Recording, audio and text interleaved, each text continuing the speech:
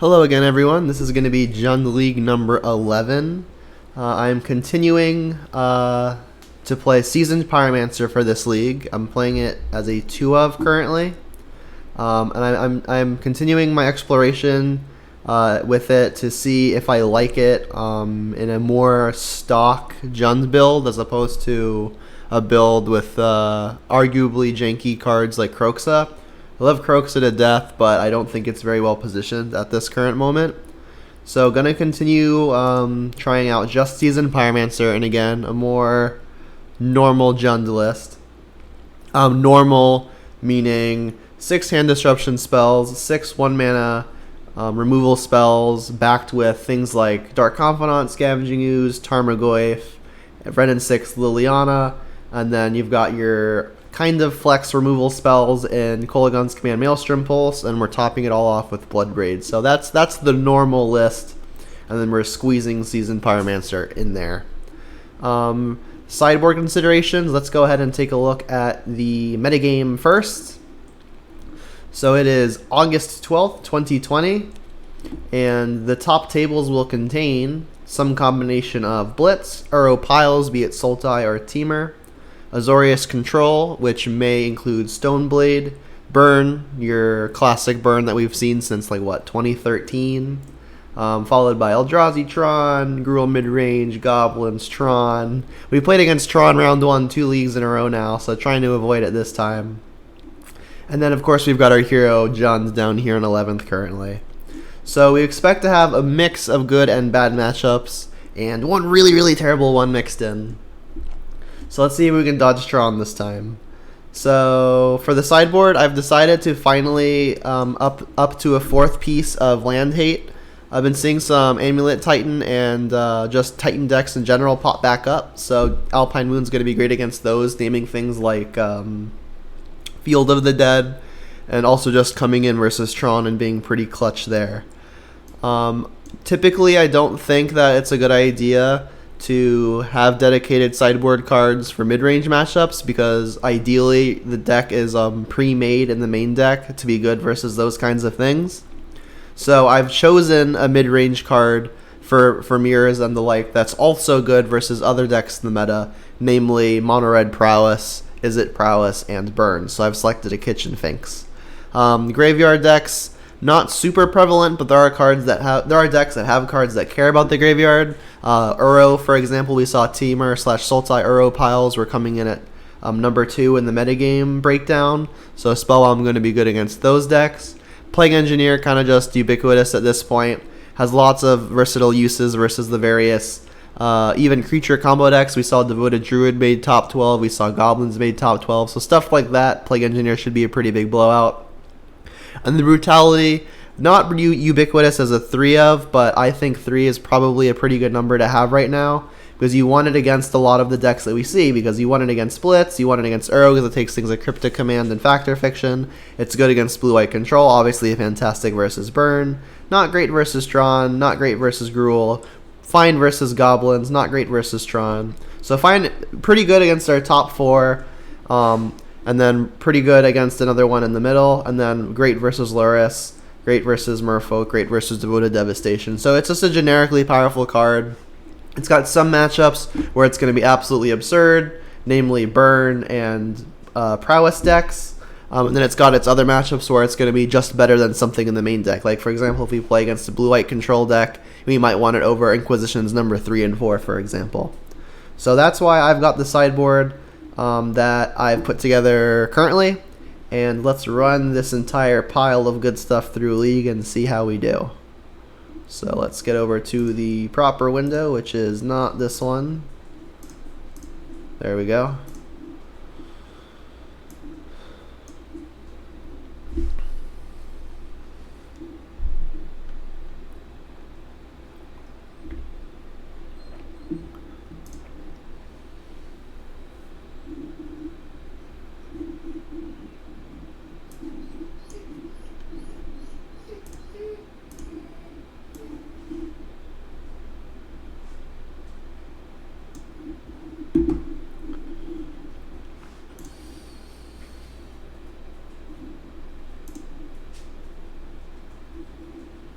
This hand's much better than the first one. I think I'm going to bottom the Lightning Bolt. This lets me keep 1 mana Disruption, 2 mana removal. Sorry, removal for turn 2, and then we have our threat at the top.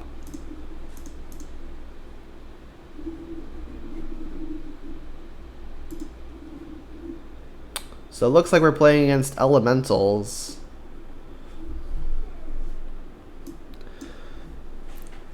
Unearth is probably the take here. Not entirely sure what they would get with the Flamekin Harbinger, but it's usually something like a Lightning Skelemental, and they've already got those. So right now, what I'm thinking is either Unearth or just the Flamekin. Taking the Flamekin means they don't actually have a play to make, so I'll just go ahead and take that.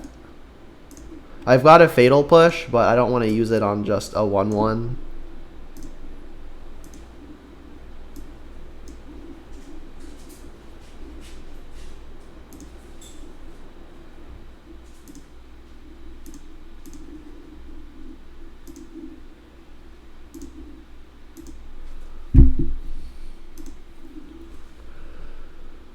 Alright, so I'm going to play the Overgrown Tomb here. I'm going to want to have Revolt up for the first Skelemental that they play. So I might as well just get the Overgrown Tomb in now.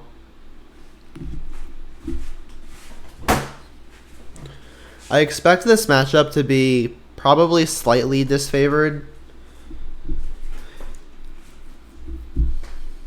Just because their average draw is generically more powerful than our average draw, but I think as soon as we can get a board presence and back it up with 1 or 2 removal spells, we'll probably be in a winning position. Hey, how's it going in chat?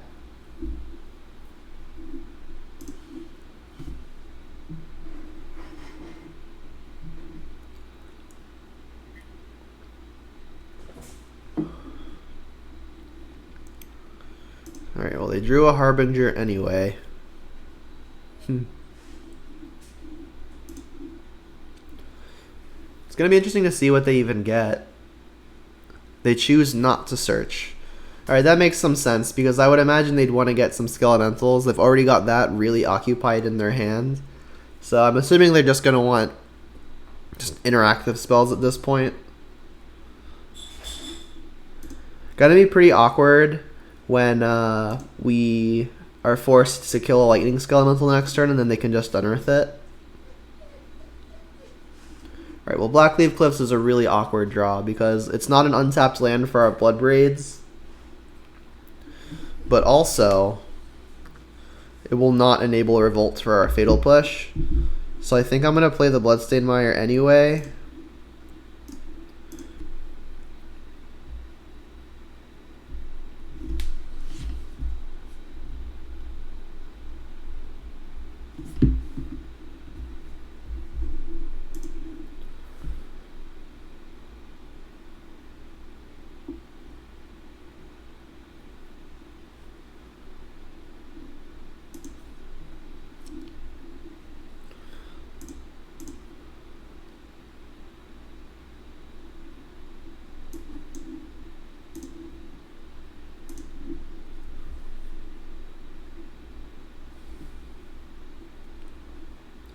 So now we'll have Revolt for this Skelemental. But again, gonna be pretty awkward because next turn they can like, all right, they don't have that Mire that we know about. But they have the potential of being able to put 2 Skelementals into play as early as next turn.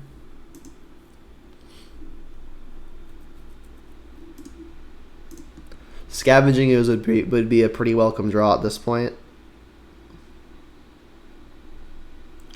Not great.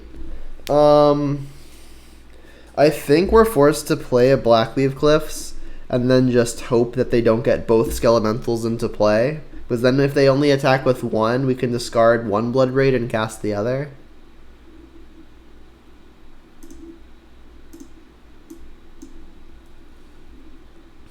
The double-edged sword here is, if they're not drawing lands, that means they're also drawing spells, and I'm going to have to beat those spells at some point, too.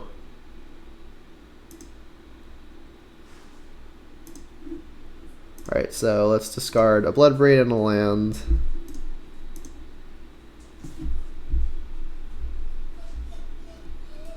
And draw another Blood Braid. Alright, well the odds that we get to keep that one are pretty low because the Unearth means they'll get to get back a Lightning Skelemental next turn, putting us down to 3.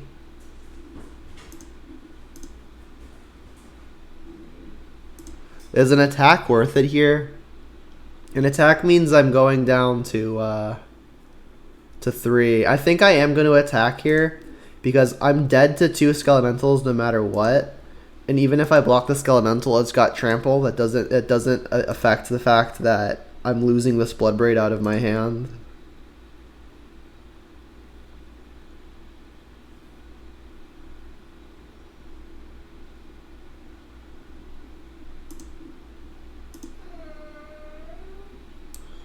Got some pretty good sideboard tools for this matchup though, namely 3 Spellbomb and Plague Engineer. Plague Engineer is pretty good against a bunch of 6/1s.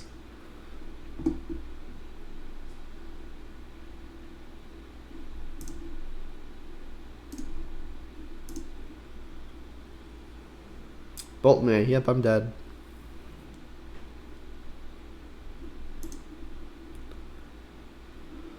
So Plague Engineer, easy include. Ashiok, pretty good include. Spellbombs, very good include. Unsure about Brutality. I'm thinking more no because all of their Ball Lightning effects sacrifice at end step anyway. It could take stuff like Unearth and Lightning Bolt, but that's kind of it.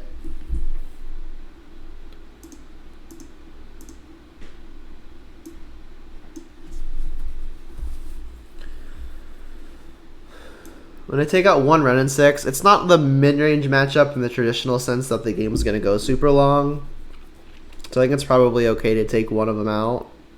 Like, it kills their X1s, but the only X1 that actually sticks around is going to be the Flamekin Harbinger. I think I'm going to keep in all of the removal up that I can. Inquisitions and Thoughtseizes do get worse because of Unearth, but probably still good enough. I think I'll cut the Thoughtseizes. I don't expect the Inquisitions to not be able to take anything. 2 life could definitely matter.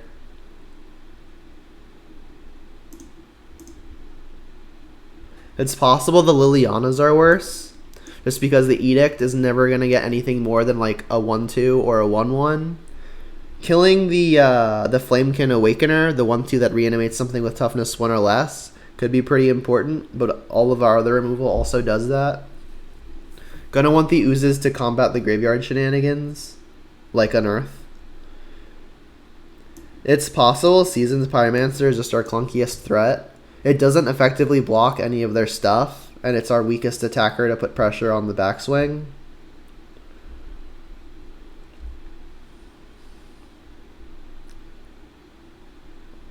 I think I'm going to cut the Pyromancers and see how this goes.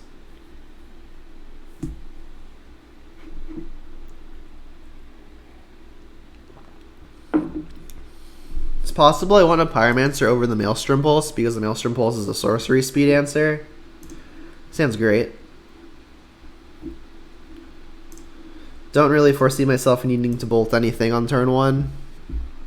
Worst they could probably do is like a Flamekin Harbinger.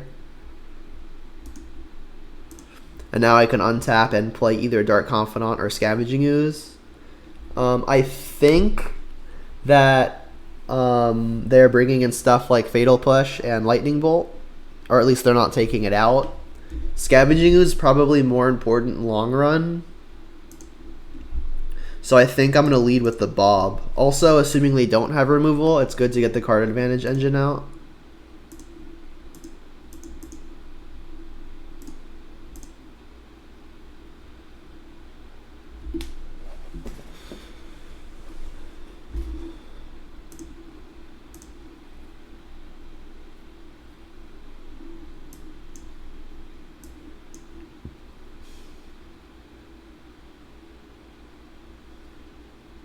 Sure.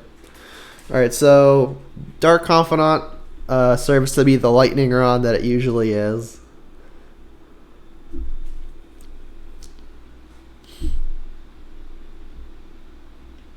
Alright, and there's the Awakener, with nothing to get back yet, but they will be hitting us for 1.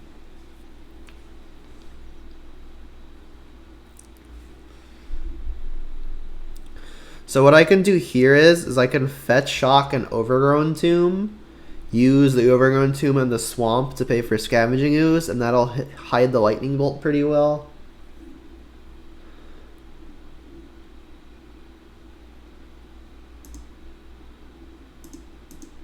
I could just play Stomping Ground, but at this point I'm safe not drawing any more lands, so let's just get him out of the deck if we can.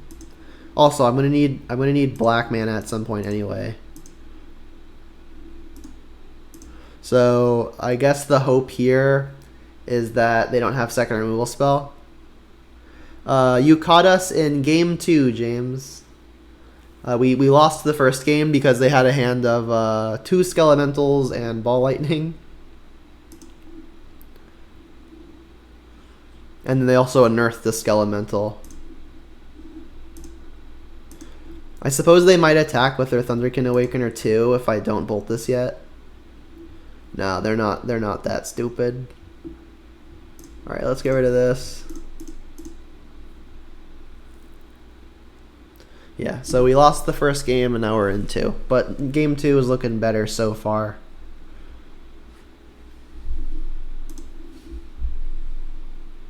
Ooh, even a Spell Bomb. Well, I'm going to eat this now.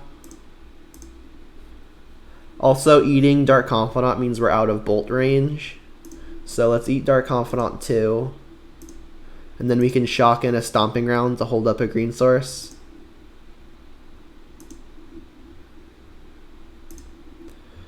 I think I'm just going to pass without the Spell Bomb. I've already got my mode of Graveyard Hate in play. And this way I get to hold up Abrupt Decay and Terminate in case they've got another Skelemental exactly.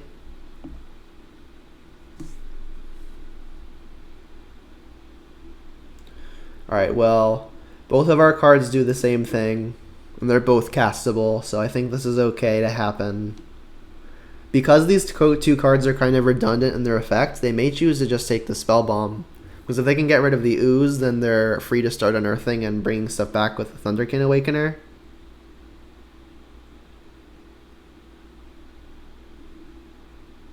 Alright, so I'll probably just terminate that. And then I can eat it, play Spell Bomb. To be fair, I think I'm just going to take 6 here. Because this one doesn't actually affect me when it hits. And I can eat it end step. Yeah, like I'd rather save the Terminate for one that actually like hurts me when it I want to save this for something like a Ball Lightning. Not a Ball Lightning, a Lightning Skelemental. Ashiok is fine. I think I'm going to start attacking.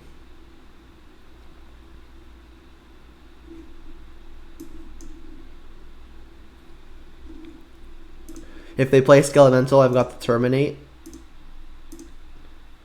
Narclock is definitely much faster than theirs at this point in time.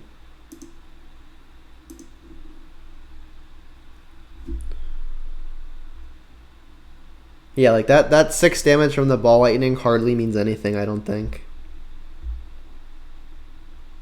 Another Awakener, that's fine. It's not awakening anything right now.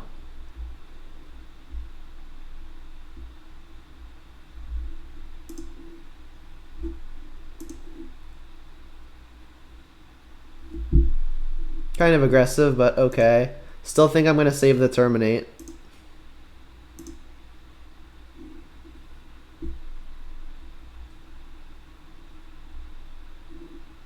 Sure. So funny enough, had I played Ashiok, they wouldn't be searching right now.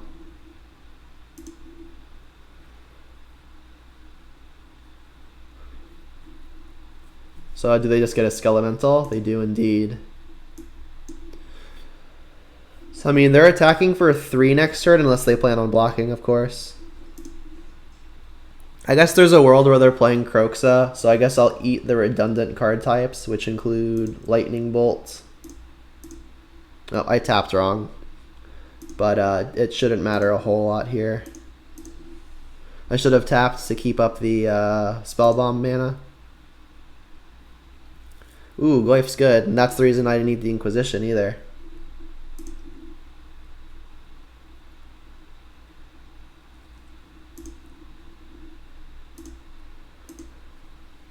So a block wouldn't be super surprising here. Alright, they don't want to block.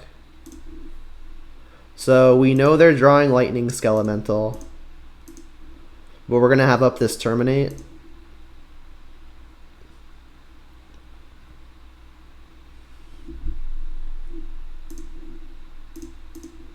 Feeling pretty good about this game as it sits.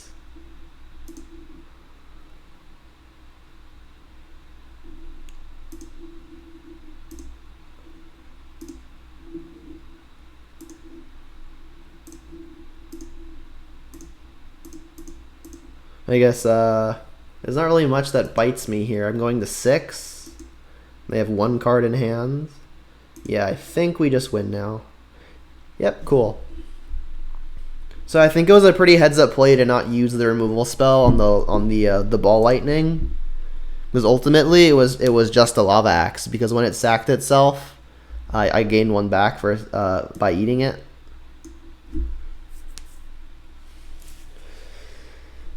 So is the Thunderkin Awakener a big enough reason to want to play Collective Brutality? I'm already kind of overloaded on ways to remove stuff, and I don't think I can make room for it, because like if I'm making room for Brutality, I'm kind of taking out creatures, and I don't want to go shy on threats because they could just draw out of it if I don't pressure them enough. That said, I could see maybe replacing some Planeswalkers with Collective Brutality. Brutality hits things like Unearth and Bolt, but the instances where that happens and it's backbreaking seem pretty scarce. It's possible I should be getting Season's Pyromancer back in here. Red and 6 does seem pretty slow, especially on the draw. Pinging their X1s makes the Liliana Edicts better, but again, I'm never really edicting anything big because all their stuff dies during their turn. At least all the stuff that matters. Maybe Kitchen Finks is just like a fine blocker / a way to not die by gaining a few life. Bob is definitely worse on the draw. Probably too slow on the draw. Maybe I bring in a Brutality, excuse me, over the Bob. Gaining life isn't nothing either. I like this swap. It's possible I want to do that swap again for maybe a Ren and 6. I think I'm just going to try this though.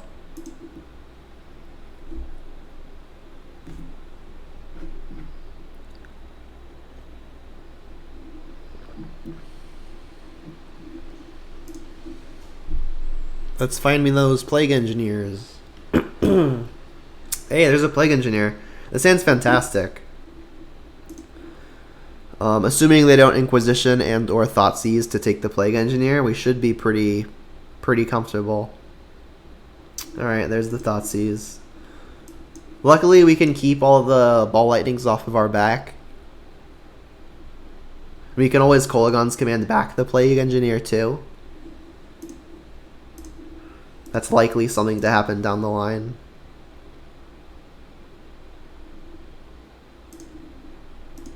Don't expect to get Blood Mooned here. It'll be kind of brutal if I do, but I'm just going to assume they're not playing it. My hand's not really set up super well to beat it. I could only get 1 color anyway.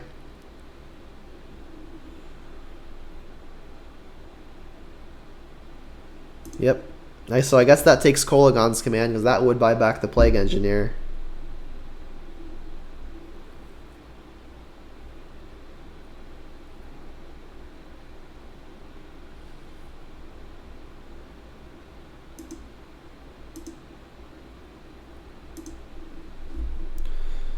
That's a good draw. So given that they're playing Arid Mesa, I'm going to go ahead and assume that they're not playing Blood Moon, because they're not a white deck. So I would think they'd play only black fetches.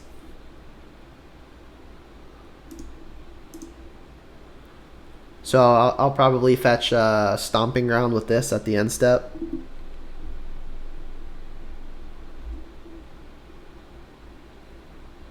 Yeah, they're not playing Blood Moon.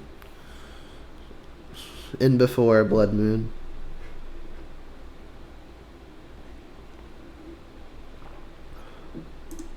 No Ball Lightning or anything?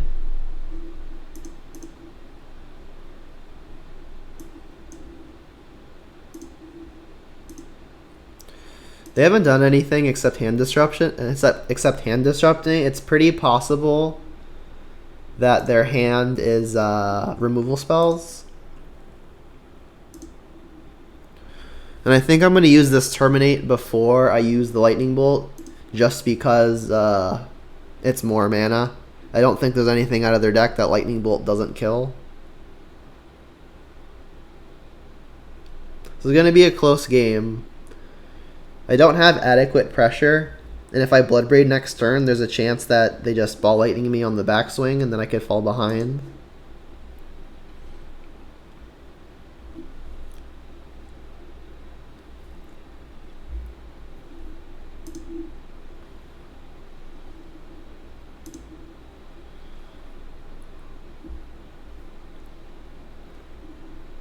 There's the Skelemental. So now I'm kind of inclined to not Bloodbraid this turn. So the perfect draw would be something like Scavenging Ooze or Tarmogoyf. Inquisition's fine too, but the Lightning Skelemental is on top. The good thing about this draw is that it's something to do that isn't playing Bloodbraid. Maybe I can nab an Unearth or something with this.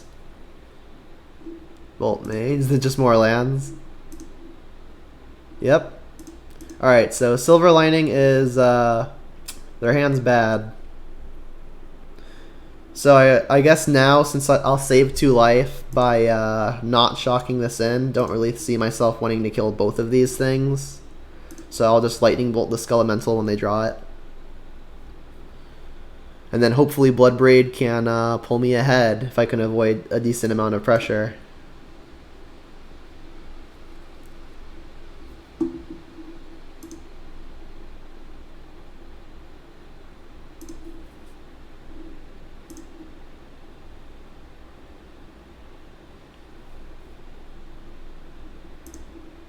Would like to keep the cards in my hand. Is there any consideration to taking the hit because their thing is dying anyway? What would I keep in my hand? So like the 2 scenarios are I take 7, go to 9, my hand becomes Lightning Bolt Bloodbraid Elf, they have just a 1/1. Or the other scenario is I lose a Lightning Bolt, take 1 and have 3 cards. Yeah, killing this thing just seems way better.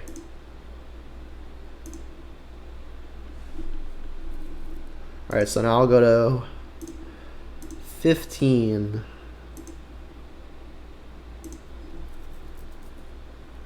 Ooh, and there's the Tarmogoyf. So I think I'm actually going to Tarmogoyf here. The reason for that is because if they draw another Lightning Skelemental or something like that, I'll have the Terminate available, and if they don't, I can maybe have Bloodbraid plus Terminate up next turn. A secondary reason for this is obviously Tarmogoyf doesn't have haste, so the faster you can get it down the better, so the sooner it can attack. Alright, and they drew a land, so that's excellent for us. Not terminating a 1/1.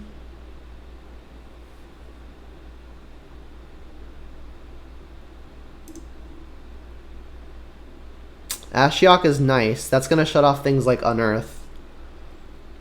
Do I want to just do that? I think while we're in the top deck war, I should just cast the Bloodbraid here. So this has me attacking for 7. If they crack Bloodstained Mire, which they probably won't, that has them dead over 2 turns. The fail rate is what if they draw a Lightning Skelemental? They'll attack us for 6. We'll be forced to discard these 2 cards, but their Skelemental will die. That has us at 9. So even if they draw another Lightning Skelemental, we're still ahead. We're probably still just ahead. Alright, I'm going to make sure to leave up a green source here. in case I cascade into a Scavenging Ooze.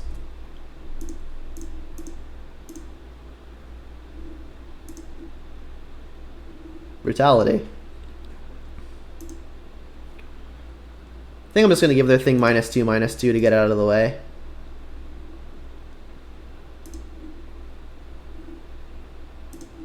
Alright, jam.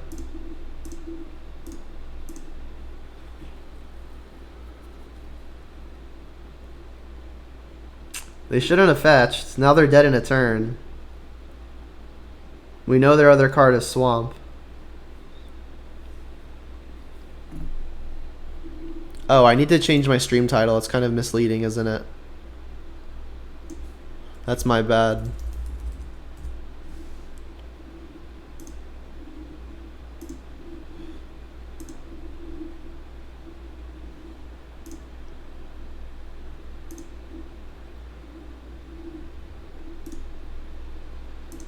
Okay, it's updated.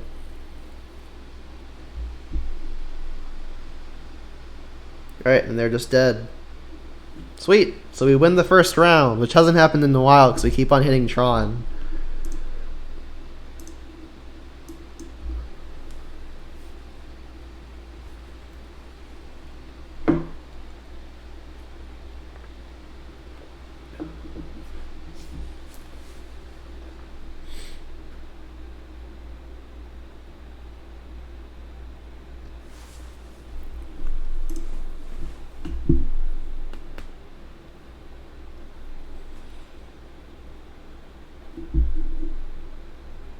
Two for 2 on die rolls, that's pretty lucky.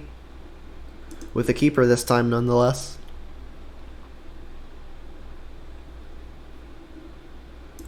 Not even going to think about what I want to do on turn 2 until this Inquisition is done resolving.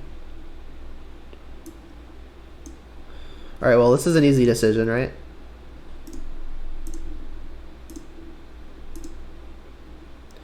I think I'm going to want to kill this Tribe Scout.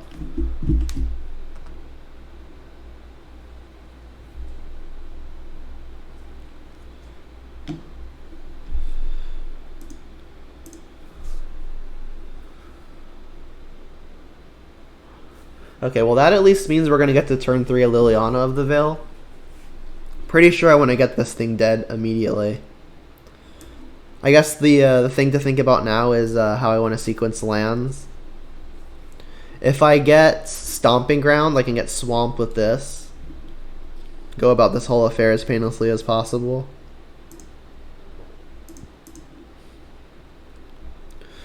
So this right here is a spot where I'm really, really glad I'm not playing Assassin's Trophy, because that would be what this Terminate is. And Assassin's Trophy would look really silly right here, whereas this Terminate will be good.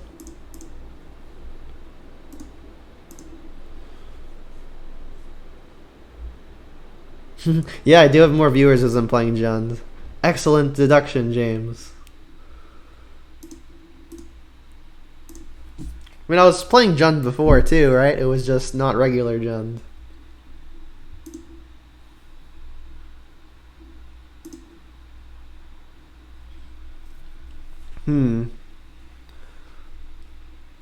I think I should probably start going after the opponent's hand. The issue is that if they get to Titan, or if they have a Titan, Liliana is not going to be able to attack their hand fast enough to the point where it gets there. That said, it's kind of the best plan I have. Like, I could just play a Tarmogoyf, but that doesn't seem like where I want to be.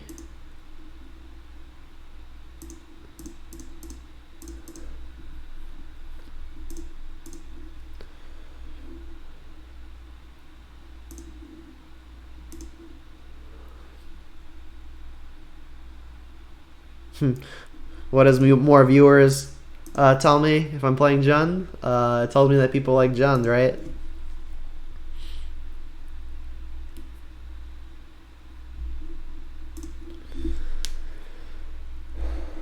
So my Damping Spheres should look pretty good in this matchup. Right, so they bounce the forest back to their hand. Verdant's actually a pretty solid draw, because this means we get to deploy both Tarmogoyfs before plussing, making this asymmetrical. They will get to Titan as early as next turn, though, if they find it.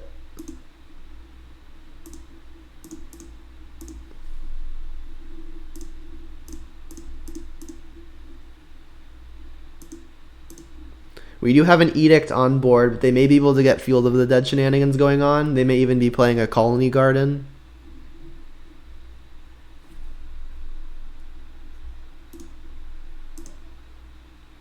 And there's only one card in their hand that we don't know of. It could be a Titan very easily.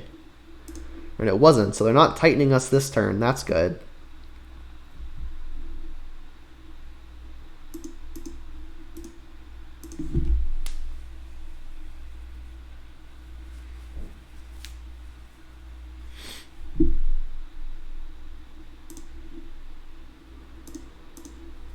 Alright, we're in ultimate range. So if they don't hit a Titan this turn, they discarded a Titan? Okay, their other card's Titan. Right? Like, there's no other possibility now.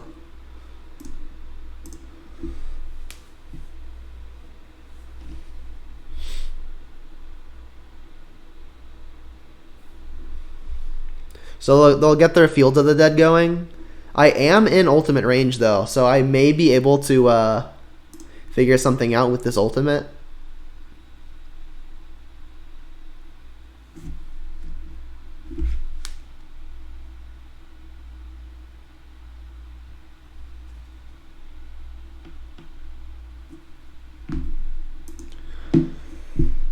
Disgusting.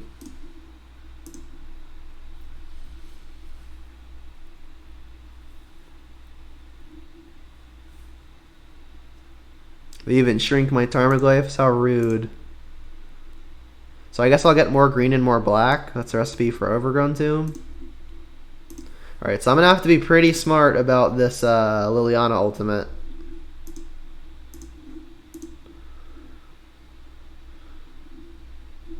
Alright, so whatever pile we put Titan in is probably the keep.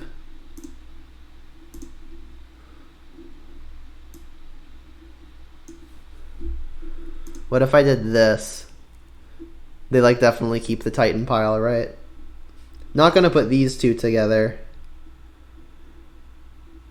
What if I did this? Like this entices them to keep the zombie pile, which means their Titan would be dying at least.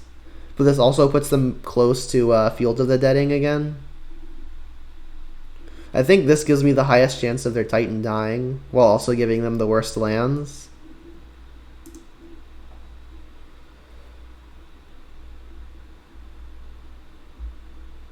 Like, these zombies might just be good enough for them to want to keep the zombies.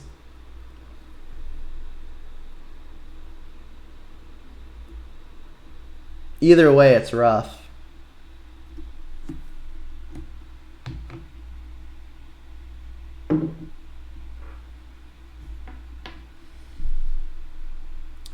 They keep the Titan. Yeah, I mean, I probably would too.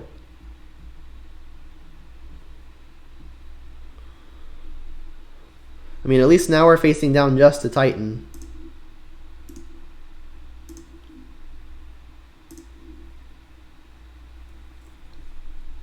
We got a lot of permanence out of that.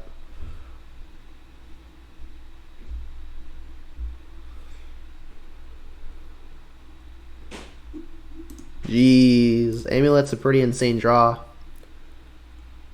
They can't give their thing double strike right now. Actually, they could, couldn't they? Assuming they play the lands to do it. Because they can get the red-white one and the double strike land, and they've got 2 more for a total of 4.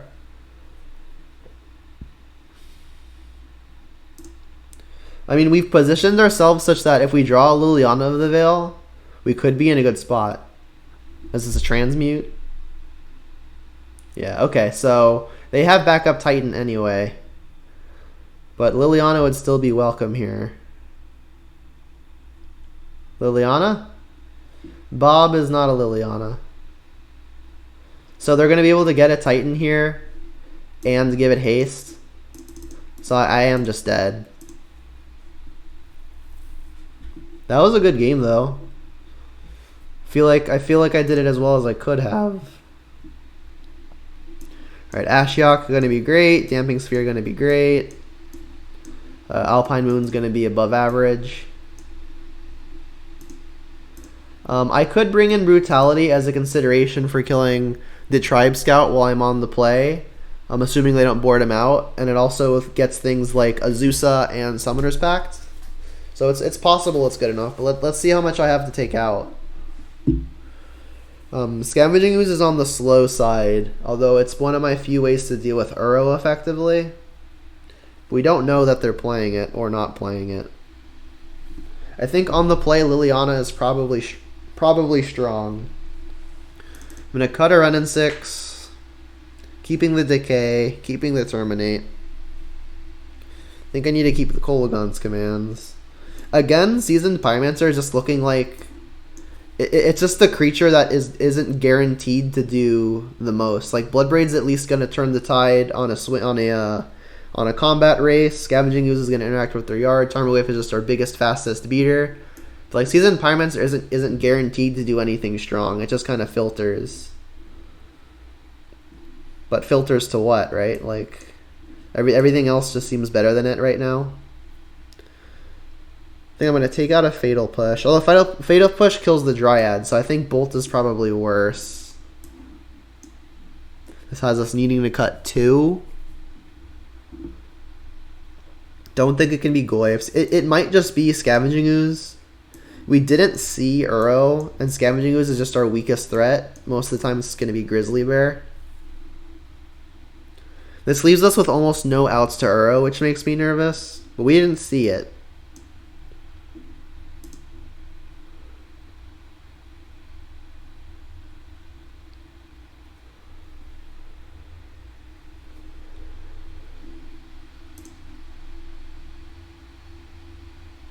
Yeah, sounds great. So we're overgrown tombing on 1, casting Inquisition. Then we've got Tarmogoyf, and then I'll probably follow it up with Ashiok before Liliana. It's gonna depend on what we see, I think.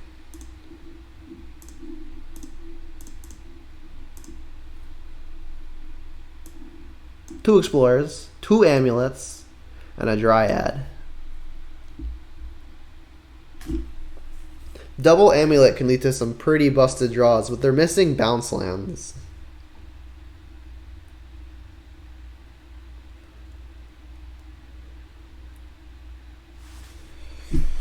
I think I'm going to take the Dryad. It's the only piece that isn't redundant. Additionally, that'll help my Liliana be better going up as opposed to having to Edict the turn it comes down. So I would love a black source here. The nuts would be Blackleaf Cliffs, I suppose. Alright, so let's play our threat. Also, a nice side effect of taking the Dryad is that Goyf is huge. So a land for the draw step is going to be pretty big here. They could actually Titan here if they found bounce land. Alright, that's not a bounce land, but it will generate an Explorer. Which hits Wooded Foothills at least. Which could get 2 more mana to explore again. That's fun. Alright, well we didn't hit it, but we did hit an Abrupt Decay. What are the odds they can Titan next turn? If they Titan next turn, they're almost definitely killing me. So they've got 2 mana in play. This represents 2 more mana because I can get something tapped, which will untap it twice. That's 4. That means another fetch land or a bounce land gets them up to Titan. To be completely honest, I think that I have to deploy this Tarmogoyf. Like, if I'm taking the turn to decay the Amulet, that means that I'm losing a turn's worth of damage. So, like, giving them the extra turn to bounce back is almost just as good as not giving them the turn now and just killing the Amulet now. Yeah, I think I'm just going to play second Tarmogoyf. Obviously, Black Source would have been the ideal scenario, but we don't get that luxury.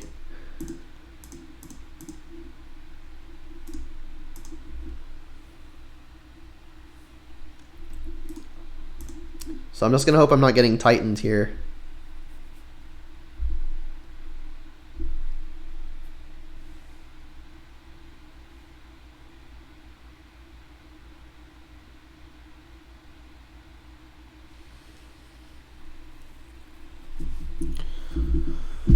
Alright.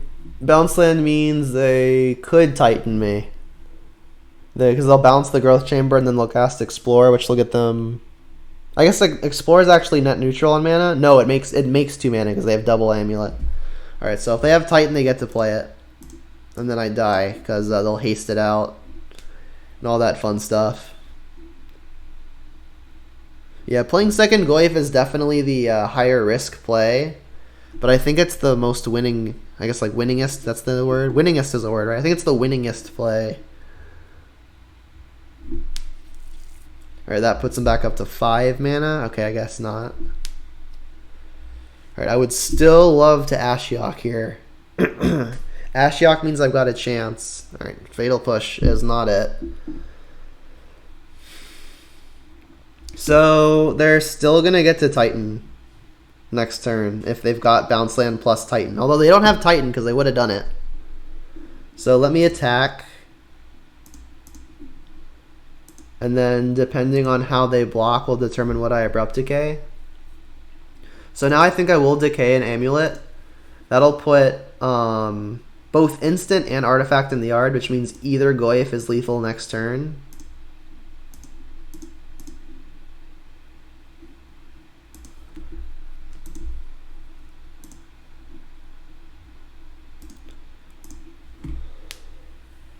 No Titan, please. It's a redraw. They've got 7 mana currently because they can Growth Chamber, bounce Growth Chamber, and then replay it with Dryad. And they do have Uro. Wow. Alright, so they still have 6 mana, right? Because they get this land drop and they get 2 land drops from Dryad. So if this hits Titan, they still get to do it. Pretty amazing.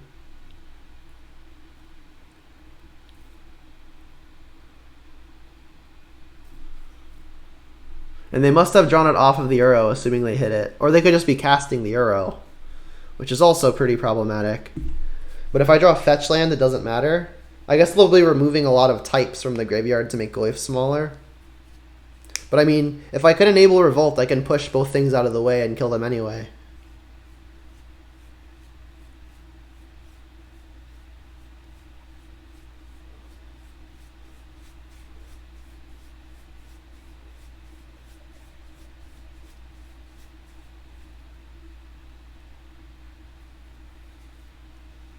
Because yeah, we'll re-add enchantment and we'll re-add creature, which means we're hitting for a minimum of 10.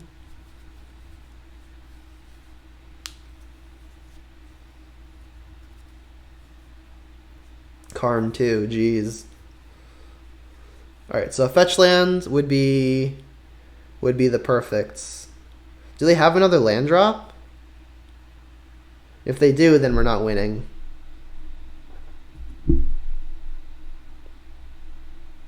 Okay, they don't. I wasn't actually keeping track. Fetch land. Oh yeah. So I don't have Revolt. Yeah. Fetch land would have won here.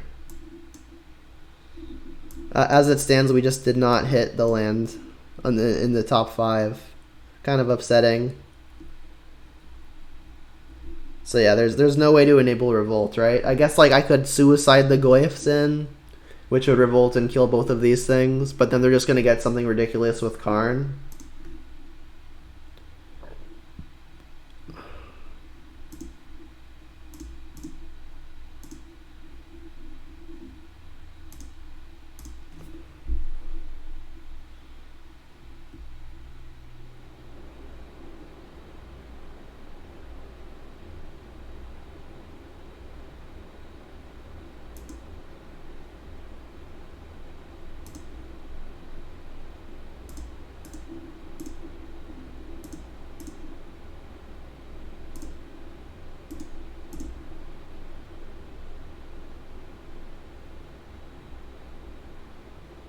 Your tummy turns? Uh-oh. Yeah, mine kind of did too. Whew. Not getting the stupid fetch land.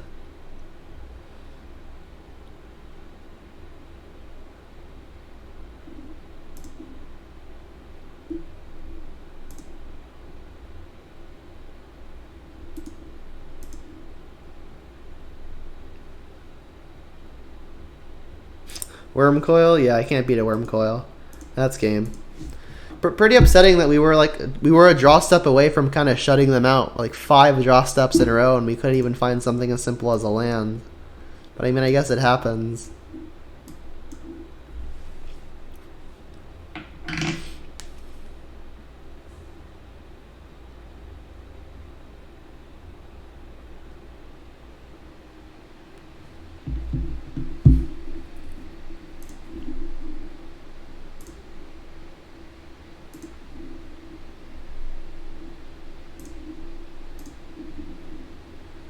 Three for 3 on die rolls with the keeper.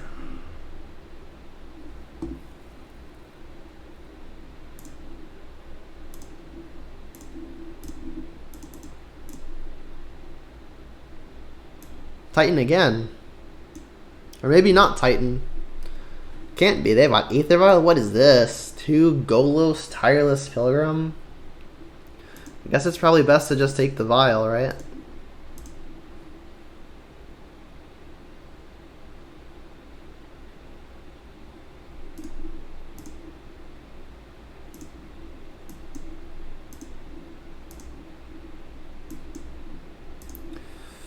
Gonna need another land again.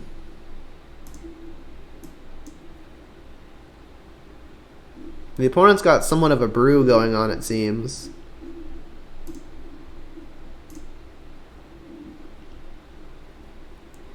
Yeah, RIP.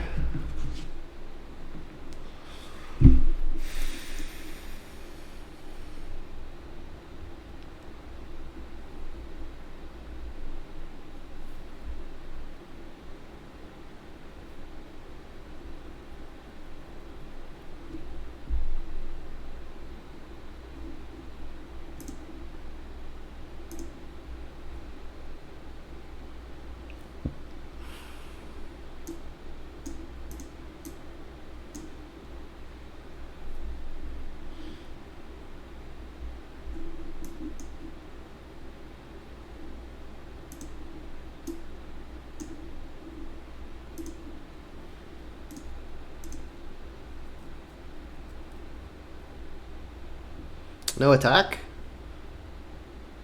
Alright, well, we missed on land again.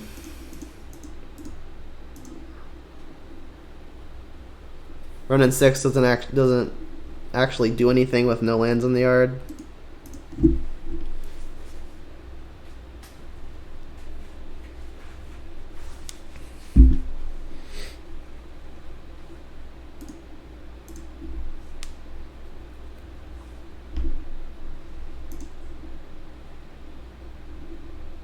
So their library is here.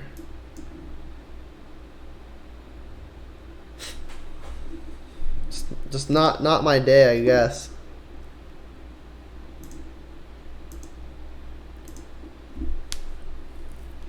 If they blocked with the Courser, I was planning on abrupt decaying the Elvish Reclaimer.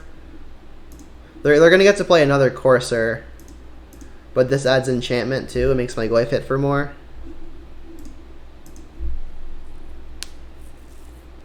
I could go for the high upside play of kill the Reclaimer and then maybe Maelstrom Pulse both Coursers.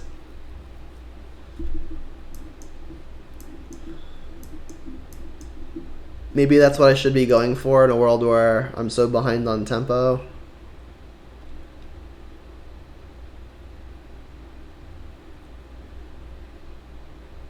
Still no attack? I guess now they can activate the Elvish Reclaimer.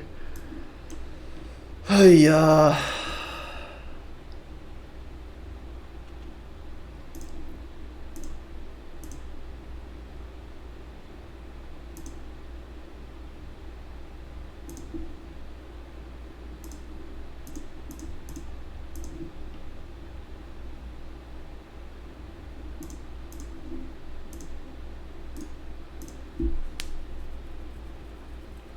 Not great. Not gonna lie.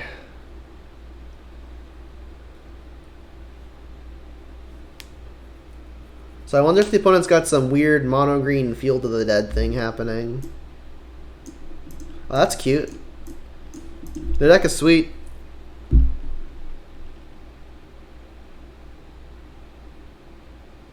Yeah, Rebus. These draws have been pretty horrid. Doesn't help that they're back-to-back games, too, where like the exact same issue's happening. I mean, I think the hand's keepable. But we've been getting punished. But hey, we have a 6/7. It's the biggest thing out there.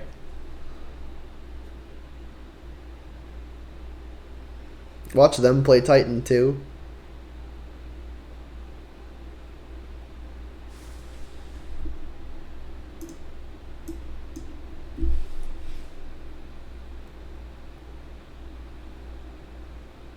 Golos deck is actually picking up steam, you say, huh?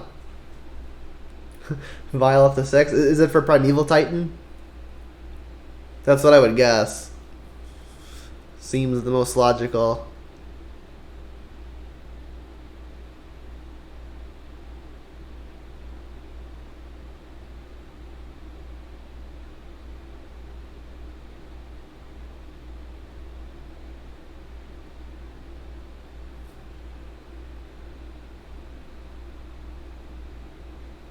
Yeah, Titan at the top. Yeah, I imagine they have like some Field of the Dead stuff happening at some point. Geez, they can Bajuka Bog themselves. That goes back to 2/3s, and they get Field of the Dead. Yeah, I think I'm dead. The opponent just does not like attacking, huh? Ooh boy, another run in 6. I'm done here.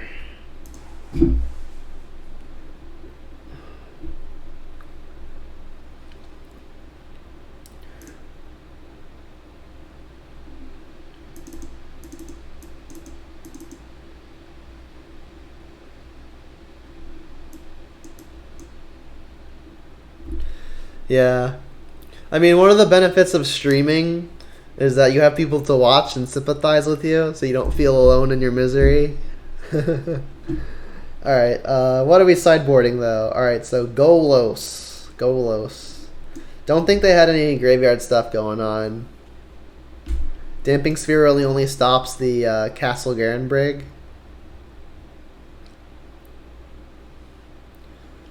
Kolaghan's Command, in all honesty, actually no, I was gonna say Kolaghan's Command seemed kind of weak, but it does kill Golos and something else, so that's cool.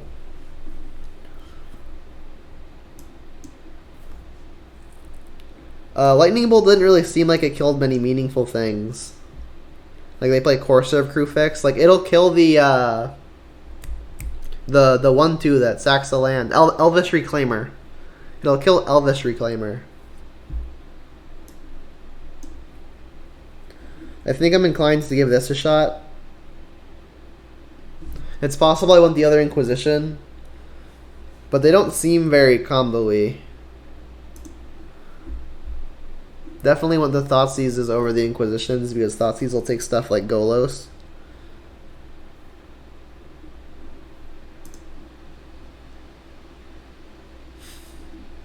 I don't think I'm keeping this. If I had a fetch land this hand, it'd be great, but I just do too much nothing. This is finally a good hand. All right, let's bottom a Kolaghan's Command. I think it's that or the Seasoned Pyromancer. Honestly, I feel like K Command might have more utility than the Pyromancer. I'll just bottom that. Don't think it really matters which land we get here. I think I'm gonna get Blood Crypt into Forest, and then Forest and Blood Crypt will cast Wrenn and 6.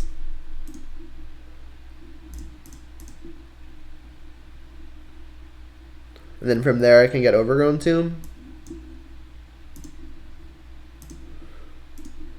Don't think I'm going to take a turn off to Abrupt Decay this thing now. Not when I can get a good Planeswalker in play. Ooh, that's a good one.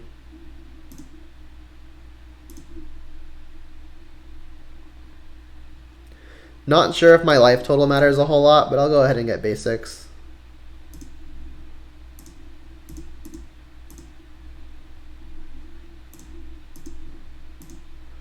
If I'm getting another basic, it's probably going to be Swamp, so I'll get Verdant.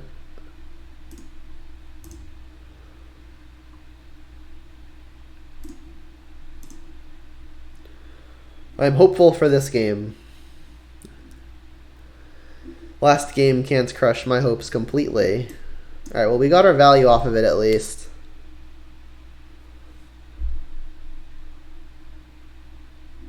Alright, I guess we'll just do that one. Let's get the Ashiok in there. Don't even think I'm going to activate it yet. Let's just keep it high. They could have another Purge, but eh. May end up just milling myself because that'll get my Tarmogoyf nice and big.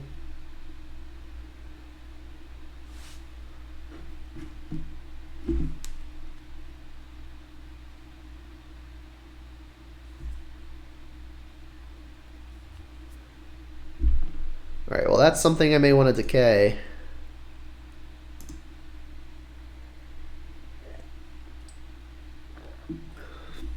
They are playing bounce lands. Alright, so maybe if we make it to game 3, I bring Damping Sphere in.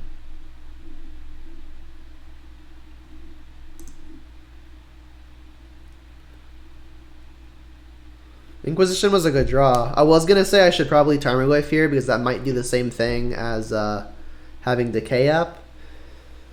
I don't know how much longer Inquisition is going to be good for. Like, I could just Tarmogoyf and hold up Decay, though, but I may not want to hold up Decay. I may want to just cast it now as a Veil of Summer consideration. I like getting pressure down. I think I'll go for my Tarmogoyf plus main phase Abrupt Decay plan.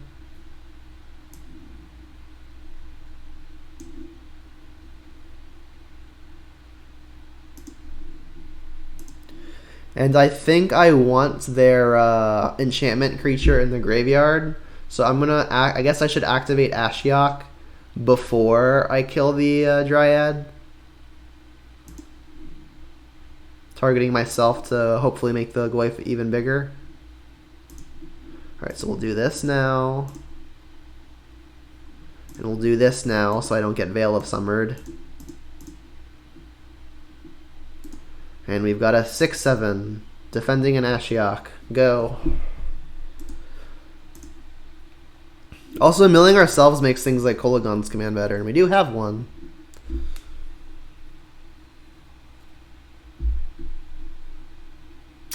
Mad Cow Chicken says, isn't there a card that's 1 black for an effect similar to Unmoored Ego? Can Jund use that card to remove Titans from the opponent's deck?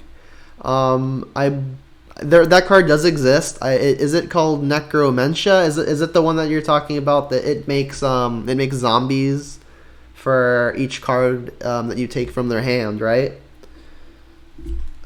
Typically, Jund has an okay combo matchup, so that kind of stuff isn't really something we'd be interested in most of the time.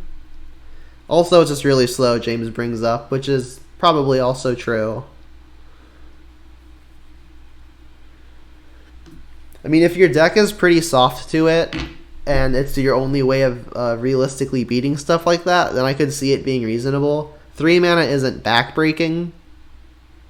You just have to make sure they can't combo you before you get it cast, right? Because like if they're on the play and they get their 3rd mana before you do, they've got like Amulet in play. Like you need to be able to back it up. You can't just like cast it on turn 3 every time and hope it's going to be good enough, I think.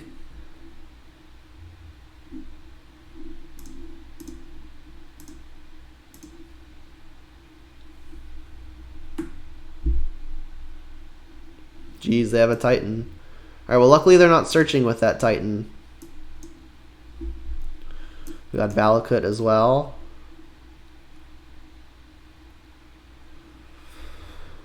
Alright, so I think I'm going to minus targeting myself. Reason being, hopefully I can buy something with K-Command in addition to killing the Reclaimer. I missed though. Passing runs the risk of me getting Veil of Summered.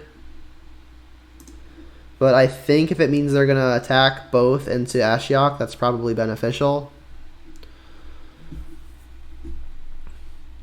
Surgical is another one of those cards. I'm saying this because it's brought up in chat. Surgical is like another one of those cards where it's there has to be something pretty oppressive to care about having surgical, because it's still a card disadvantage when it comes down to it. Like if the format is slow enough, you may be better off playing just like another Nile Spellbomb, for example. Unless you're, of course, worried about all of the copies of something.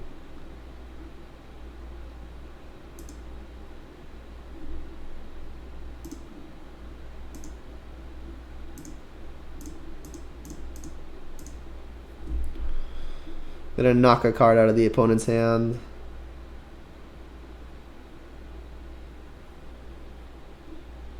We get the Valakut, nice. So we've got a lot of good draws here, but we also have a lot of dead ones. That's one of the more dead ones. So, I mean, I can block the Primeval Titan with the Tarmogoyf. Ashiok will take 1 going to 1, and then I can use the Bolt to finish off the Titan.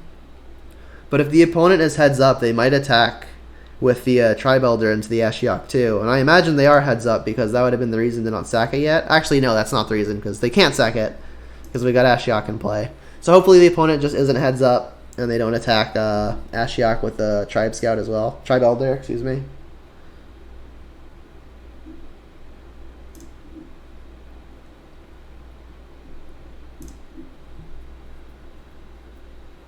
Sweet. Alright. So we'll say okay, they won't search. We'll go to block. We'll block. Ashiok will go to 1. Yeah, we weren't adding any card types by bolting something.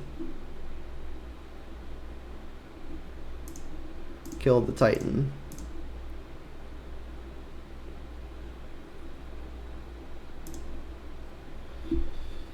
Ooh, there's a Pyromancer.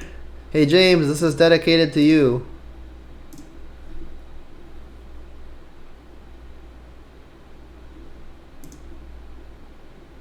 Not bad at all. Not bad at all.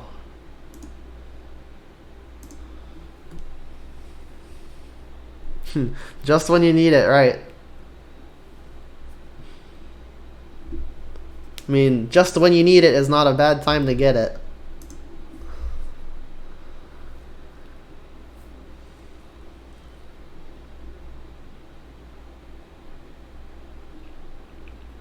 Pretty cool play from the opponent here. They'll be able to generate some value this way.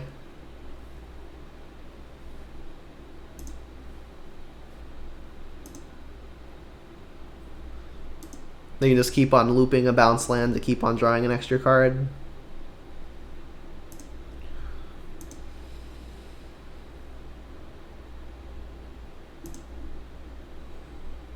Alright, Bob, do your thing. Bolt? Just backup Ashiok is also not terrible. I think I want to get Liliana down. Can also get the Ooze down.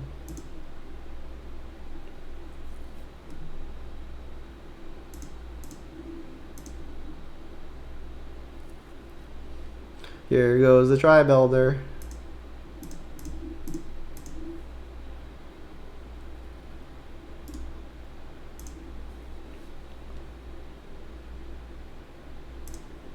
Alright, we're not ahead yet. This Tireless Tracker is the real deal.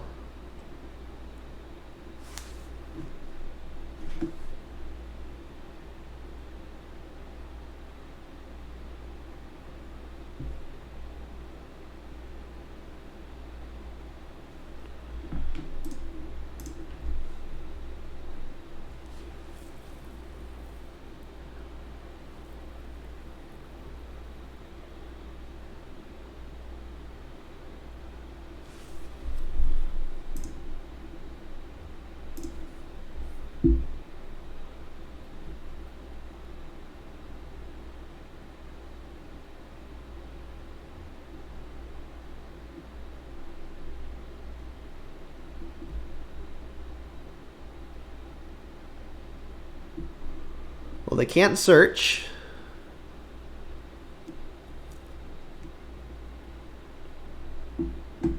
Alright, Bob, do your thing. Not ideal. So what I can do is activate Ashiok and play the second one, or I can just hold up all the green to eat a bunch of stuff with Scavenging Ooze, which also seems strong.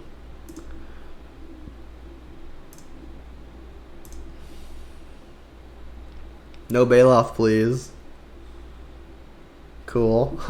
Alright, so... how many creatures even are there? They have 3. We have 1. Should probably just play the Stomping Ground tapped. Conserve the life.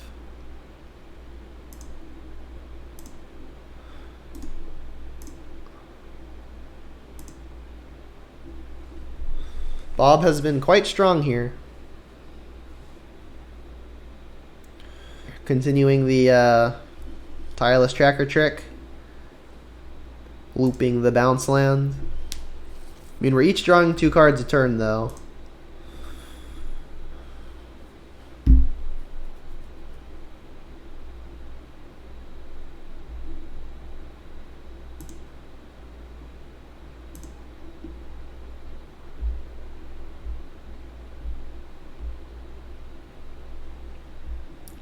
Reclaimer, yeah, that's fine. Can't search with that one either.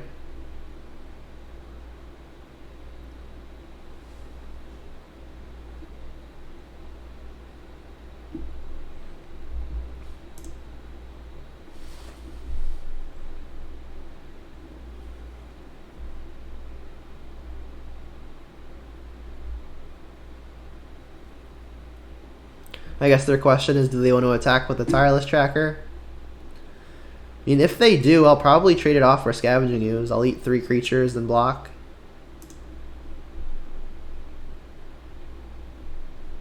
Yeah, they determined they don't want to do that.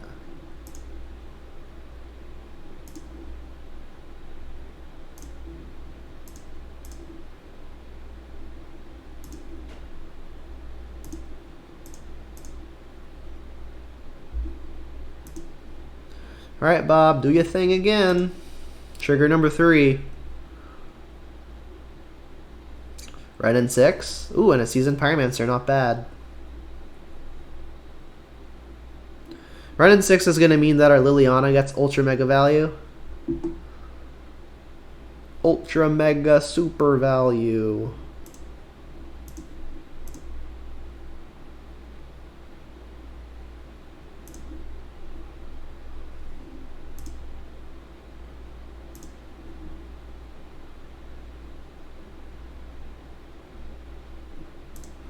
We already got our forest in play, so Bloodstained Mire just better.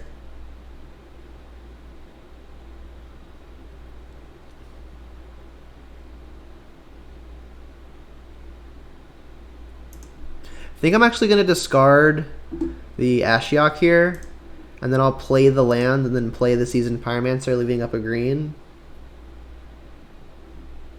Yeah, Eldamri's Call doesn't search, so it's a good discard from the opponent. Alright, let's draw 2. Finally, a Blood Braid. Sick. Alright, so I think we're pulling ahead finally. This Ashiok has been doing the Lord's work. Hey, what's up, KO Diamonds? I'm a huge fan of your stream.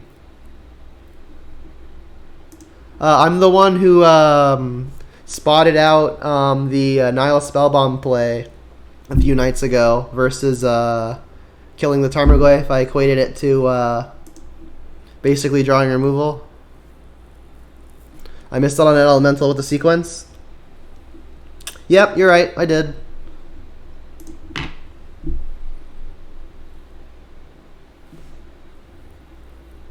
Yeah, of course, man.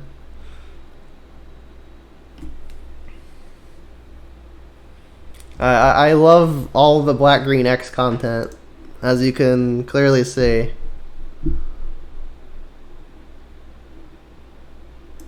You may go to combat.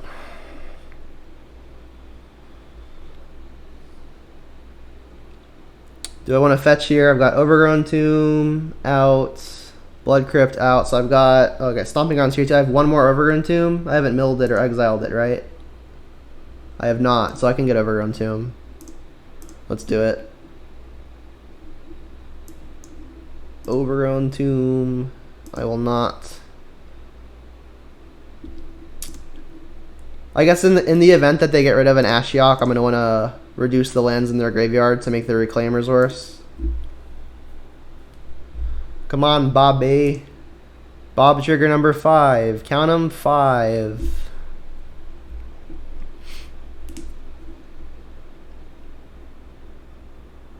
Eat Goyf EOT or save for K command.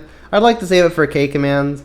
Also, like if I draw a future Tarmogoyf, it's the last creature in the yard.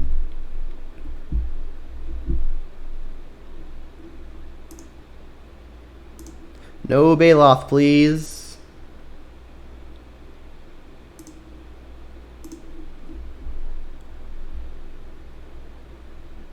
Just another Eldomri's Call. Sure, sure. Blood Braid Areno. Leaving up max green. Hey, and there's the Tarmogoyf.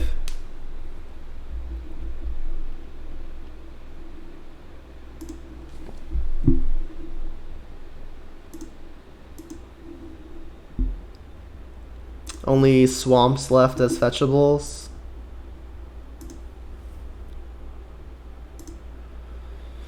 Not in an attacking position yet. Jeez.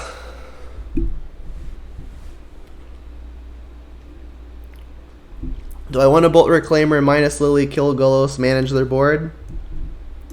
Yeah, that's a fair point. I could even just do it end step, right? Let them have a turn uninfluenced. Alright, now they have Field of the Dead online. Jeez. I don't know that we're going to have time for Ultimate given this Field of the Dead now.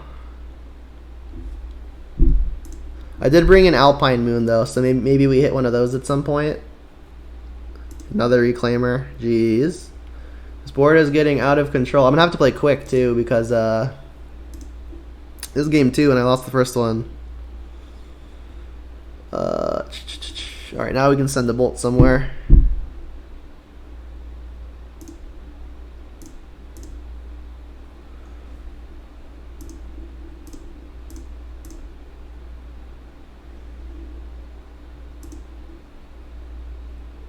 Should have probably eaten the land if I'm being technically accurate. Spells? Those are 2 good ones. Alright, so I can kill an artifact, return Tarmogoyf, play Tarmogoyf, Tarmogoyf.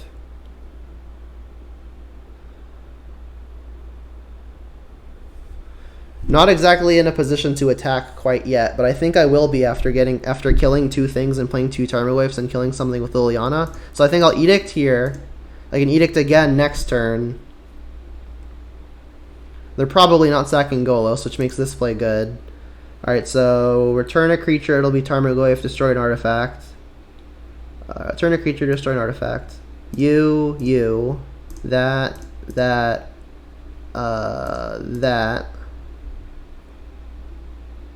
I suppose this is the thing that should happen too. Get back a Bloodstained Mire.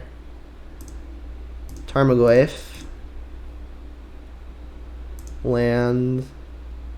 I guess if I wanted to be super technical and hold up as much green as possible. Tarmogoyf again.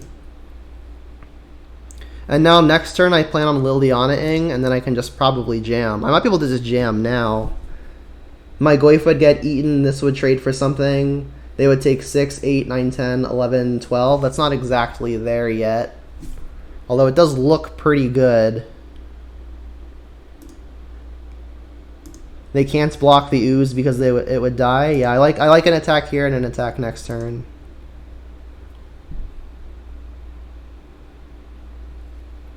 Yeah, eat a Goyf. Makes sense. Uh-huh.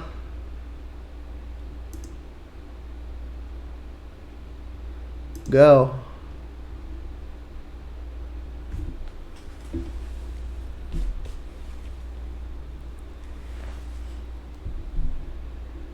Sure.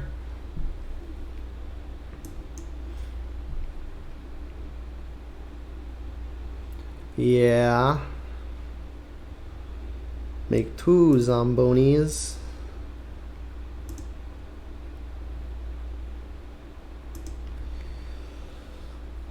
This is a complicated game. Probably should have yielded to these triggers a while ago. Save me some time.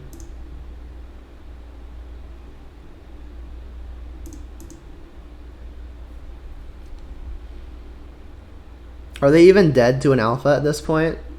I get to kill one thing with the Liliana. The biggest 3 don't get through, which is Goyf, Goyf, Ooze. They take 4, 5, 6, 9. They're at 9. Yeah, Kraken Clues is good for us. It means they don't have stuff to do. As it stands, I think we're exactly lethal. We actually have Ravine too, so it's over lethal.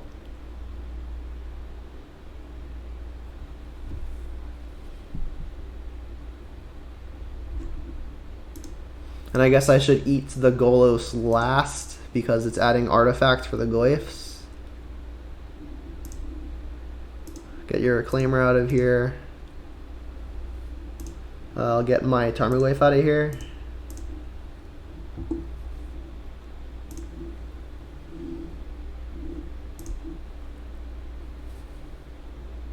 We even hit a Bloodbraid. Alright, Edict you. Bloodbraid. Not tapping a Raging Ravine. Fatal Push. That hits a zombie. Alright, so barring a fog, they're very dead.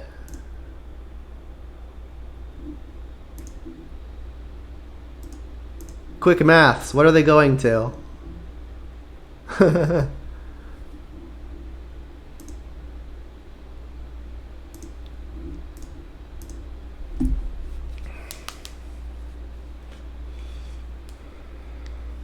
Less than 9, that's true. Less than 0, 27. In the words of Tarmogoyf, rar. Alright, so we saw some number of the Karoo bounce lands, so maybe Damping Sphere has some equity. The one ooze we had did seem quite good. I'm not sure if it's more of a rar or more of a gur. The jury's still out on that. Maybe this ooze is just good enough. It was good in that game.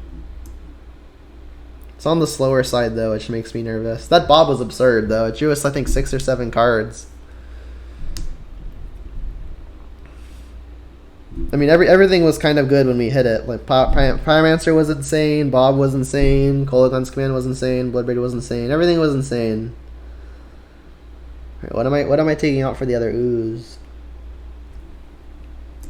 I can see just another Inquisition. I really don't want to draw those in games like the ones we just had.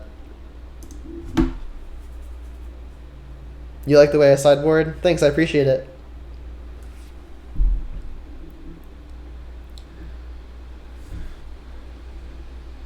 Yeah? This hand is real sketch. This hand's real sketch, but it's really hard to ship it. I think I gotta get a little lucky. I'll grudgingly keep. James says, maybe don't try and make creature noises. I don't think you would scare a chicken. Hey. I was trying to think of a comeback, but honestly I didn't have one. Alright, both good. That's something to do.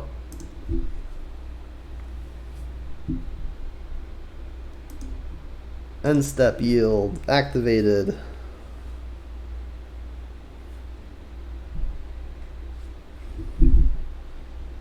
Darn, the thing I can't kill easily.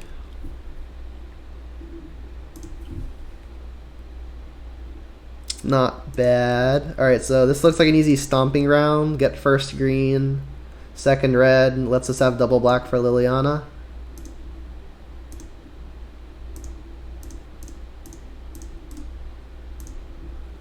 Pass.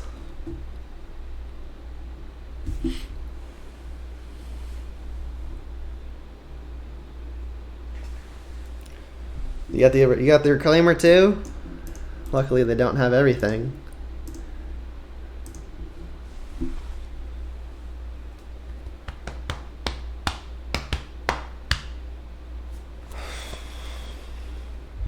Alright, well, Liliana can kill that as long as they don't sneakily flash in a 2-drop.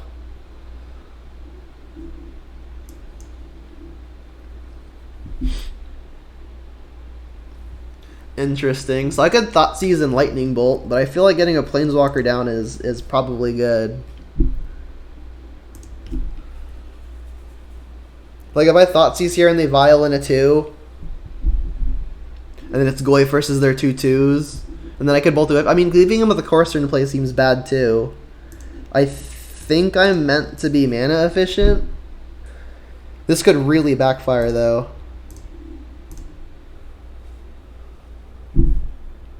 Vial in a 2, right? I mean, if they somehow don't have a 2-drop, this is really good. But, I mean, odds are they've got it. Oh, it says waiting to sacrifice, so I guess this is resolving. Alright, I'll let the Liliana die if it means I get to attack with Tarmogoyf. Kind of feel like they would have sacked a 2-drop. So I think they don't have one. Come on, empty activate it. Empty activate it. Scare me at least a little bit.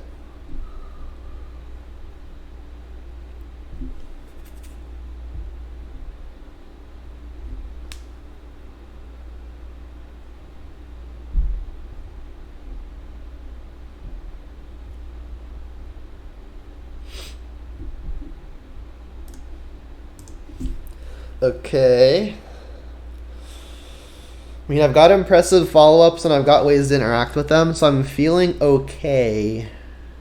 But they haven't done a whole lot impressive and they got a Vial on 3. I know now they've got an Elvish Reclaimer in their hand as we saw it on top. Oh god. Oh god. Alright, well I can bolt the Tireless Tracker. And then if I draw land, I guess I'm pulsing the other thing.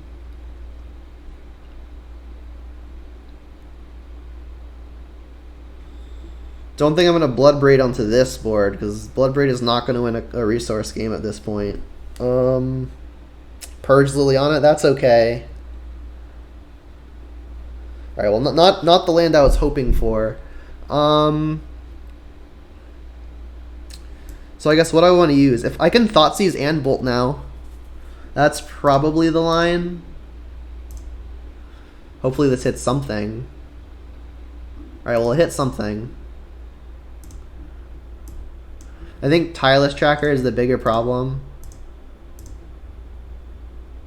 I guess I could have technically attacked to see if they double block, but a double block doesn't even kill the Goyf, so there's no way that happens.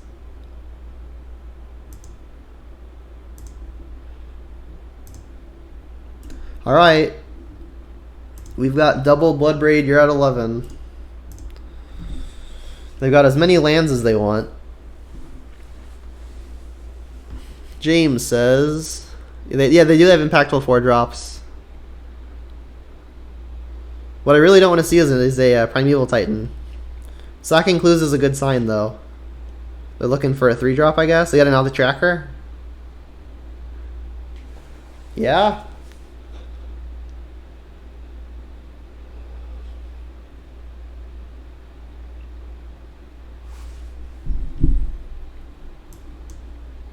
I'm gonna hide this somewhere out of the way.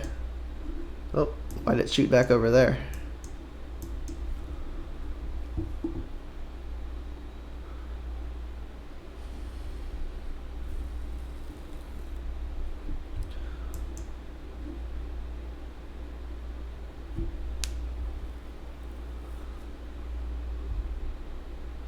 Another Goyf, huh? Alright, well, if I Bloodbraid, I've got a good attack with it. But the issue is they're going to just draw infinite off of this stupid Tireless Tracker. I think I want to just keep their board empty if I can. Although if I play a Goyf, that is a lot of pressure. And then I can maybe leverage a Maelstrom Pulse on the following turn to just kill them. It's a high-risk line, but I think it wins the game. Because like there's no way they double block here, right? If they double block, I get to kill the Tracker, and then I can use the removal on the Excavator, right? They'll have a total of 6 toughness, so yeah, the Glyph would no longer kill both. But I doubt they double block. The issue is, like, they're going to get 4 more clues. They won't have time to sack them all. Wow, this is a really close play. I should have enough time, so I should probably relax a little bit. Like, if Bloodbraid hits removal, it's insane. Didn't take out any Lilianas. I took out 2 bolts. Push doesn't actually kill anything. Alright, I think I should just attack first, and then that can inform my decision on whether or not I'm pulsing or Tarmogoyfing.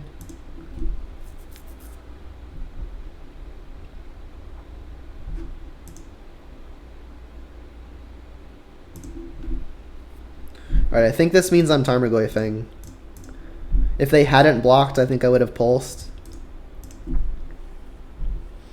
Because as it stands, they don't know it yet, but they're almost dead. Like, they sack this fetch land to get a clue. Either Tarmogoyf hitting them is lethal. I guess both I would have to hit them, but it keeps them on the back foot. And if they're spending mana drawing cards, they're not spending mana putting things in play.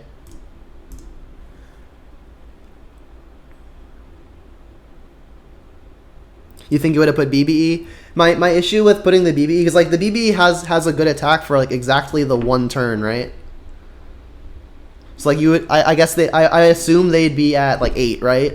But then they just have like infinite cards, and like they have Vial, so like even them drawing cards means they get to put stuff down.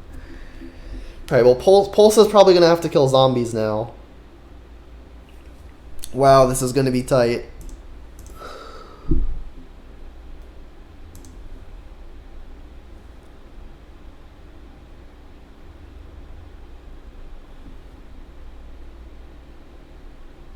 So yeah, I imagine the Pulse is going to have to kill multiple zombies. Them having Moonstone Teeth in play is kind of awkward because they're going to be able to get at least 1 after I Pulse, assuming they crack it in the right timing. Alright, well they'll just do it now, I guess. Maybe they're just trying to hit another 3-drop. They can sack a clue here. That one didn't make a zombie? Oh, because they got a land they already had. Wait, I thought it didn't matter though. Just as long as you have 7. Maybe I'm crazy.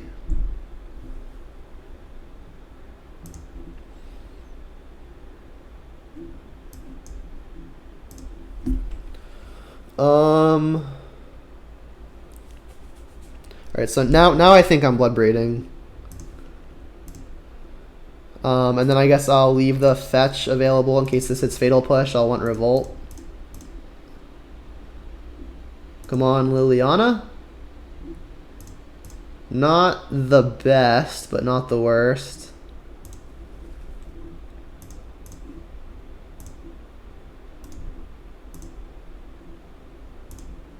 This is going to be a weird game. Lines are now BBE, BBE, Pulse, and hope I win. Yeah, I agree.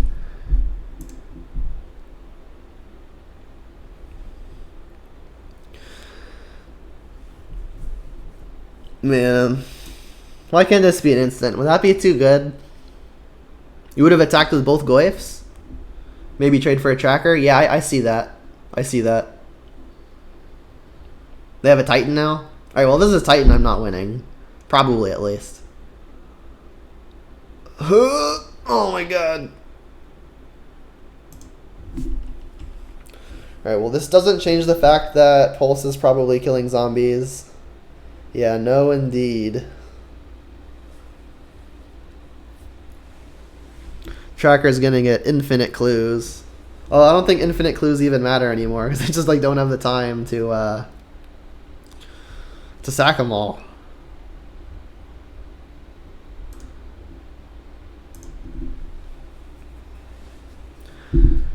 They even get to shrink my glyphs by a lot, targeting themselves with Bog.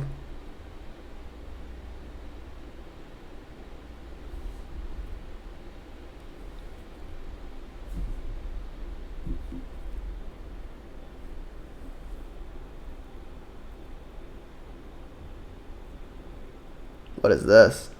Sack a clue now, sure. I mean, we're not dead yet. It's just really unlikely.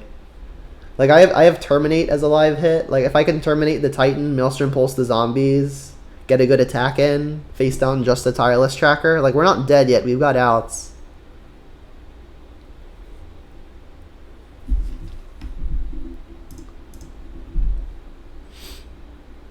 Let's get Overgrown Tomb. Alright, come on, Terminate. There's one of you. That's a land. I guess we could Bloodbraid and do a Terminate, but then we're getting hit by a barrage of zombies for a turn. Can we live through it? Like throw this in front of the... Yeah, we do live. Barely, but we do. Alright, so this is going to have to deal with the way to spot kill the Titan. That's another run in 6. I think I'm just dead now. Pretty sure I'm just dead. Damn. At least it was a good match. Like, if you lose and it was a good match, like... Darn. Okay. 3-2 Dream still alive. Yeah. Do you see anything else I could have done better? I guess like the two things you pointed out were I missed an elemental in game 2, and then game 3 I had an attack with Goyf where I could have offered a trade for a tracker or just kill a zombie. That game was absurd though. Game 2 was also pretty absurd.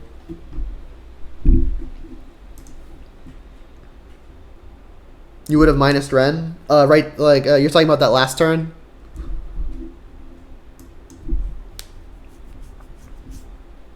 Like, I guess minus Ren target you. I can still get the 3-2. Keep pushing. The 3-2 wasn't doing anything versus all those zombies. Like, I have to, like, throw everything in front of Primeval Titan and then Pulse. Technically 4 after Ren 6. Oh, okay, James, I know what you're talking about. You were talking about you still get the 3-2 in the league. I was thinking 3-2 like Bloodbraid Elf.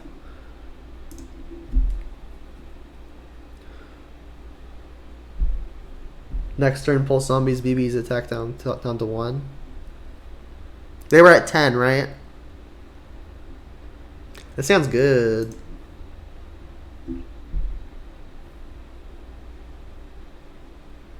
Well, I mean, don't they attack with their Primeval Titan, though, and they just get 4 more zombies?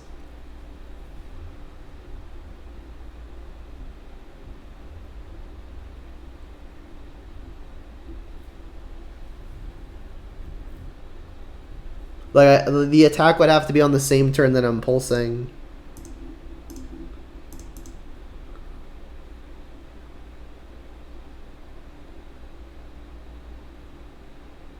Yeah, the turn I landed prime time, but yeah, I can't win through the prime time. Alright, so... Oh, this matchup sucks. Or at least it's not fun. I guess I'll take the Footfalls. Like, I have answers to it, but I'd rather not have to use them so early. Like, if they draw second Footfalls, I can answer that one. Like, if I take Electro Dominance, they'll just suspend the Footfalls, and I probably can't beat that either. Or I probably can beat it, but it's a little annoying.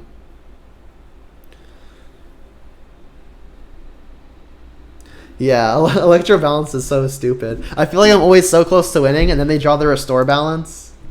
Do you have a similar experience?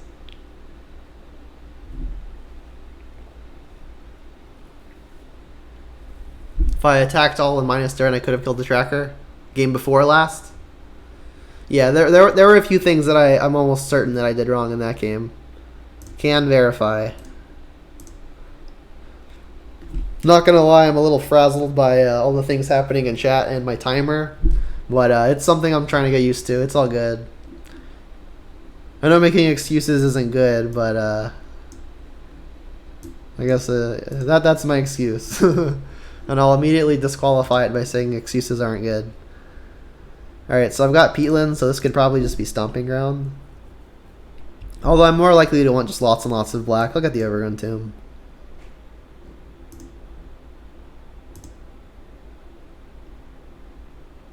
Yeah. I feel like it's hard streaming, it's hard playing tight, and then it's hard playing tight on that board. That board was absurd. Like I haven't seen a board that complicated in a while.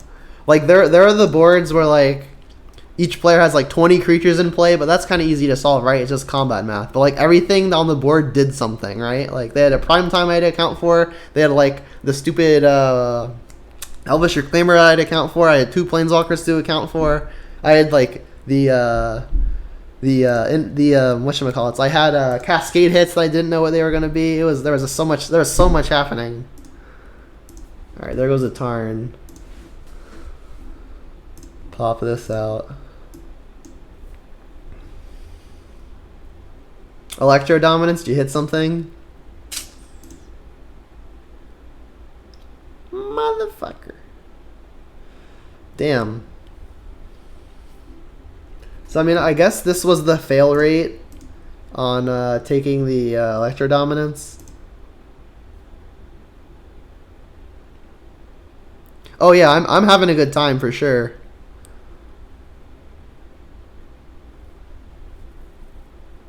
You think not attacking in 2 turns? Yeah, I definitely think I could have probably pulled that game out somehow. Don't deny it. This looks like an easy Bloodbraid turn though. And by easy I mean we're probably still losing to 2 4/4s. Reasonable. Don't think I'm double blocking one of these.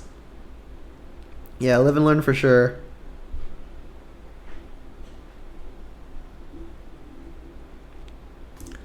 And double blocking feels really bad.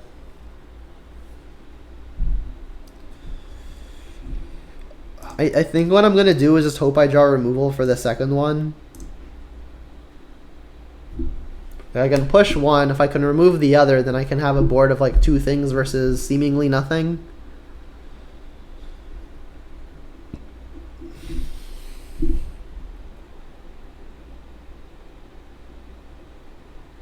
Okay.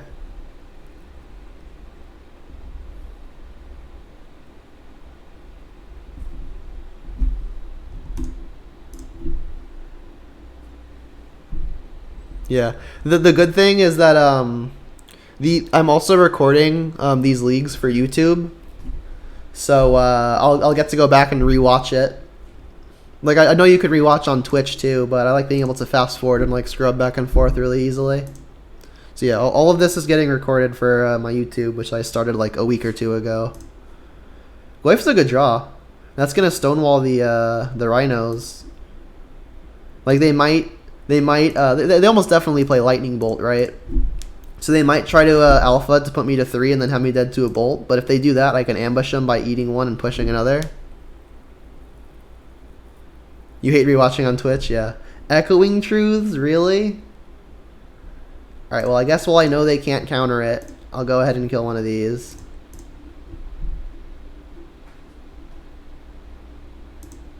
Alright, they played Islet. Alright, I am at 3, effective. Don't think they run Bolt, famous last words? Yeah.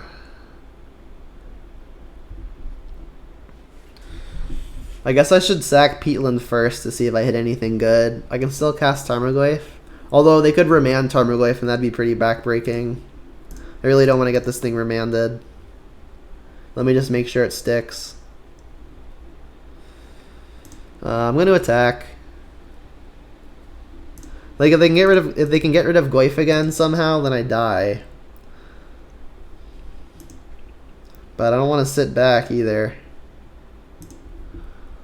I guess I'll draw a card end step. Or if they somehow remove Goyf, like I'm drawing to another Fatal Push, I suppose. What is this? Just like Electro for 2? Put me to 1? Do you have like a Footfalls too? Okay, thank God. I'm at 1. You just drew it again?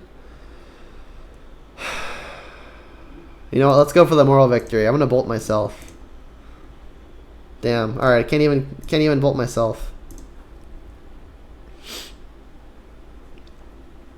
Alright, well we didn't get Restore balanced. So I guess that's good. So yeah, they don't run Bolt. They run Electro Dominance. Oh my god, this is so stupid. Alright, Brutality coming in. Damping Sphere could be cute. Don't know how cute. Like, I guess it makes their free spell not free by 1, but that doesn't seem substantial.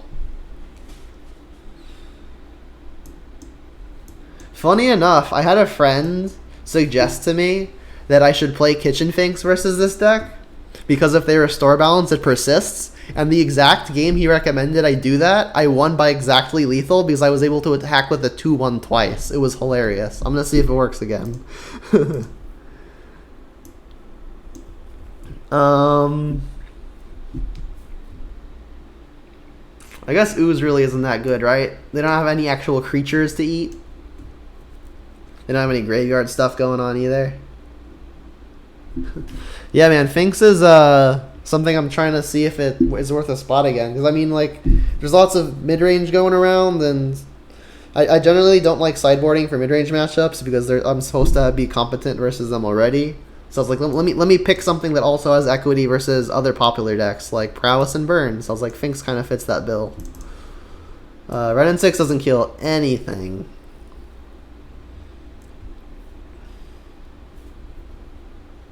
I guess Terminate doesn't do a whole lot either. I mean, Terminate kills a 4/4, but if I'm committing to a 2-for-1 on myself, I guess it's not always a 2-for-1 because like they have to Electro Dominance too, and that way it's kind of a 2-for-2.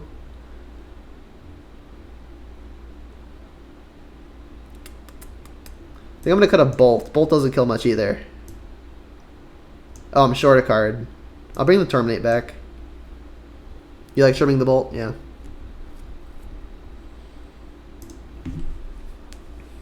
You would say Colossus is better than Finks? That's probably accurate. I like the fact that Finks gains the life the turn it enters, though. I guess technically it attacks for 1 more, but that's not a huge deal most of the time. Yeah, this hand's fine. I mean, I get to get Overgrown Tomb into Mountain, into probably Liliana of the Veil after Ren and 6ing on 2.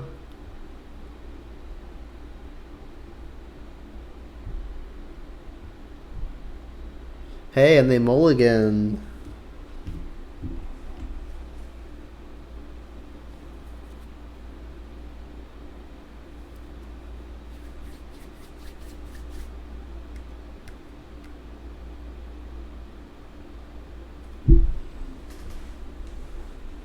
Yeah, me too. Because then we can like push in Liliana Edict, right? Go. Let's just see the good old-fashioned Spirit Guide, Land, Electro Dominance. I guess you only need 1 Spirit Guide. Yeah, this hand is insulated, that's for sure. Alright, Overgrown Tomb.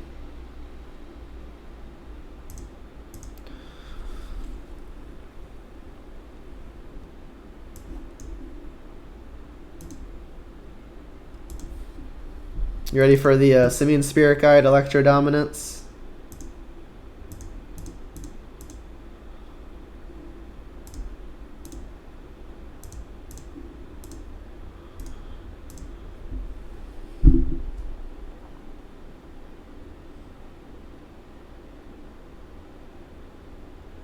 Did I call it?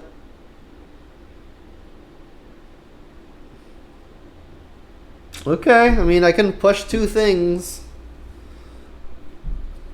I mean, that was 3 resources into 2 4/4s. I don't Brutality first. After drawing 3rd land, there's a good chance I do.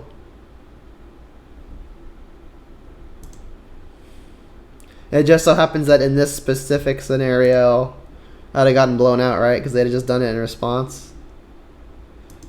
But I mean, I don't think I think you're right. Like playing around the nuts isn't exactly good practice.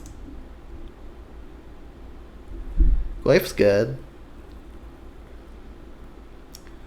So there are no lands in the yard. I can fetch basic swamp. Actually, I guess if I want to hold up push, I'll need black remaining. So I can fetch basic swamp and like play Tarmogoyf here. I guess Bloodstained Mire is the worst fetch land because I already have Mountain in play. No remand, please.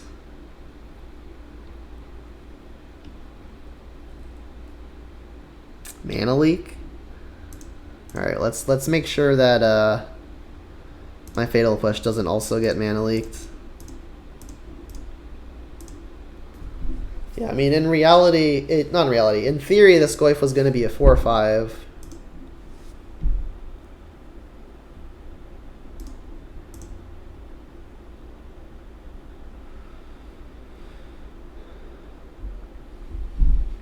I mean, they've got 2. As long as they're not Electro Dominance, Crashing Footfalls again, I should be okay. Along those lines, I think, assuming it's not Crashing Footfalls, Electro Dominance, I think I want to start plussing a Liliana here.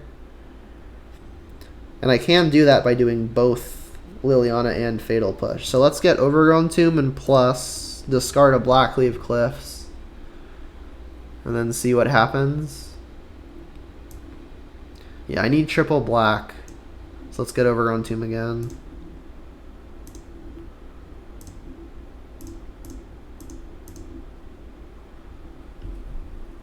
Please no remand.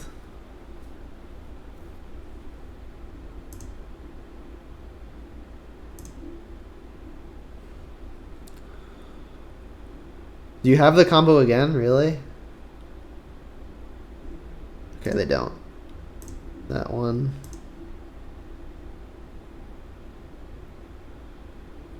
They had Electro again.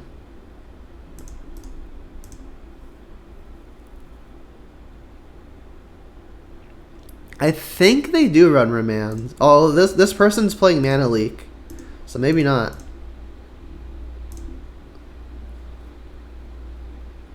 All right, now I think we're in a good spot. If this Fatal Push got countered, that would have been rough. All right, them playing a land here is interesting. That means we're gonna get to hit whatever they've got.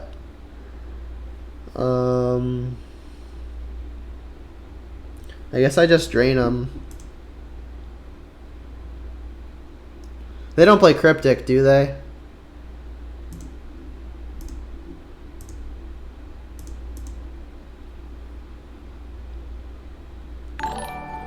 Oh, I got a follow. Oh, KO Diamonds, thanks for the follow. Alright, I'm going to assume they don't play Cryptic here. If they do, bad beat. Bolt, yeah, makes sense. Alright, well there's the Bolt that we were wondering about in game 1, right? We don't have to have them be famous last words anymore. Now they're just normal last words.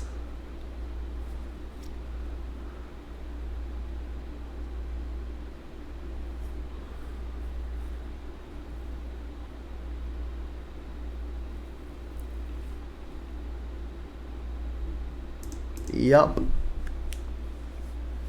You ready for the restore balance? Cause I am.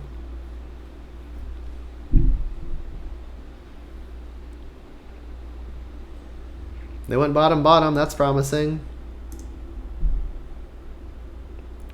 Don't think I need to have Revolt for anything, right? Also, my 2 Revolt cards are gone already, so I think this fetch is free. Let's get more green and a second red.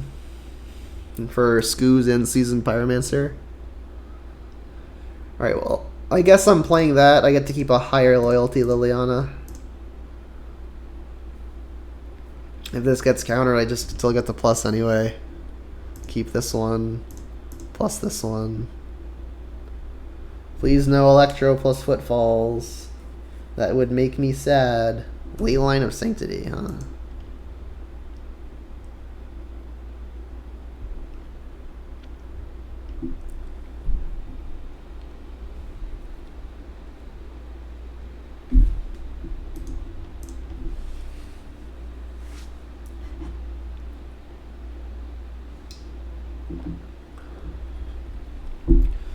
So we've got 2 Electro Dominances gone.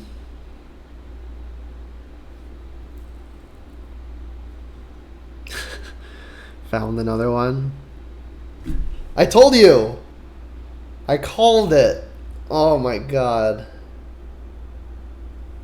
I mean, it's not that bad for us, right? Let's choose this one, and this one. Sacrifice the rest. I mean, this is just double Stone Rain, right? Double Stone Rain's good, though, apparently. I'm just gonna pass. I'm not discarding this Bloodbraid. Ultimate doesn't do that much versus them anymore.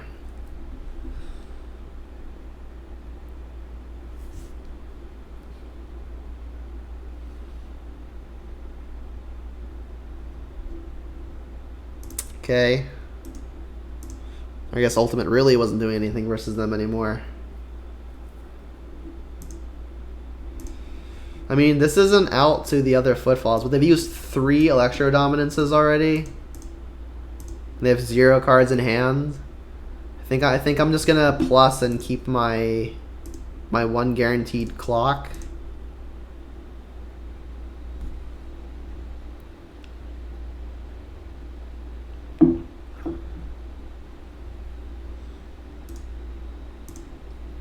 Come on, untapped land.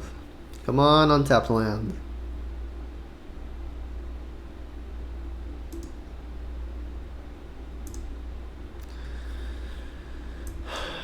That's arguably the opposite. Not gonna discard them. Man, fate is... I guess it's not fate. Just luck is a cruel mistress. Because, this is some shenanigans if I've ever seen it. Hey, we did it. I don't think I'm gonna have them discard their last card if it means discarding another Bloodbraid. Let me not go super low in the face of maybe getting bolted out.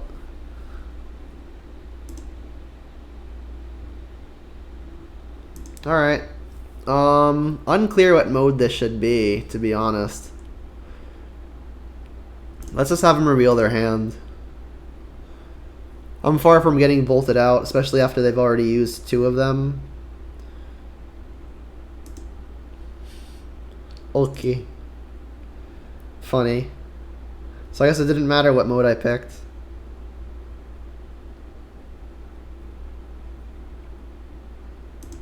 So I mean, one of the ways I lose is if they find 4th copy of Electro Dominance and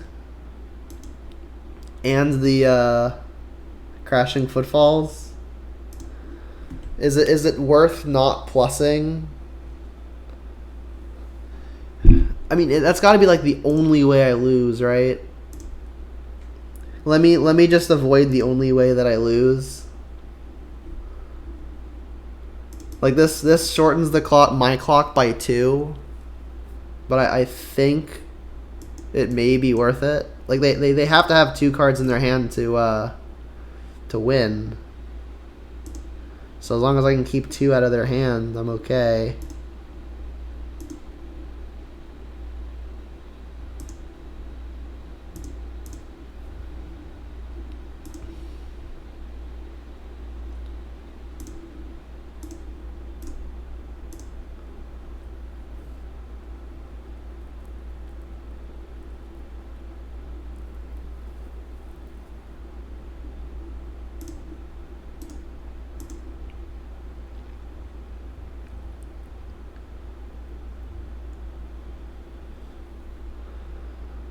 Put it on top.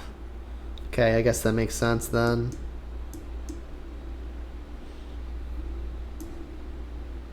Two on the bottom. Okay, that's promising.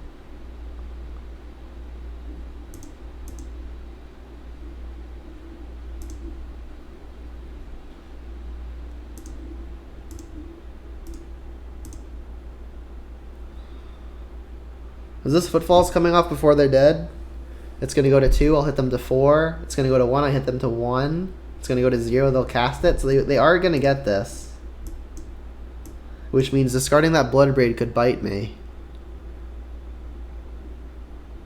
Alright, well now they could just draw it too. That's not good. I mean, I'm in ultimate range.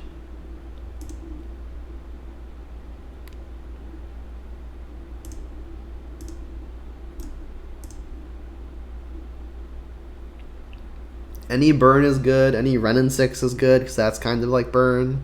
Yeah, this game is closer than I was hoping it would be. Maybe discarding that Bloodbraid was a little too scared.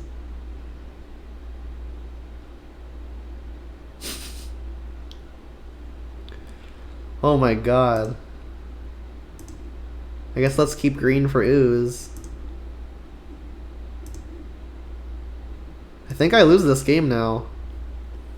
So yeah, I mean, keeping that Bloodbraid would have probably done it. I need like a Goyf or something. I mean, Decay hits one of the footfalls. Ultimating doesn't really do anything. Still in it.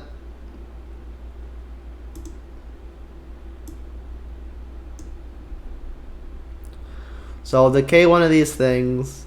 I guess I should do it after it's done resolving, but before they draw a card, because I really don't feel like getting Veil of Summered. And like the decay doesn't really have another use anyway. So let's just make sure at least one of these things dies. Like they can protect a Rhino through a Liliana. And a Liliana activation with Veil, but at least they won't draw a card.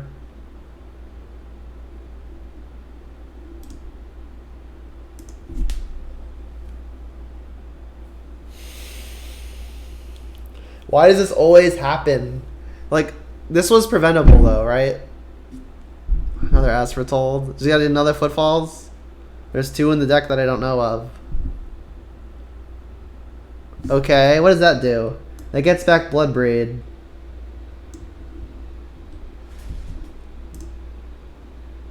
I could ultimate, but I kind of feel like it's going to be the same as an Edict at this point. Like, how would I even split it? Like, I would split it.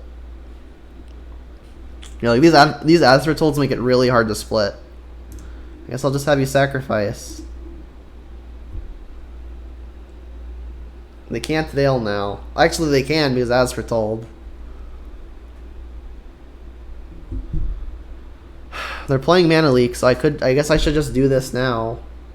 They just drew a bunch of cards. I guess 2 to you, return a Bloodbraid.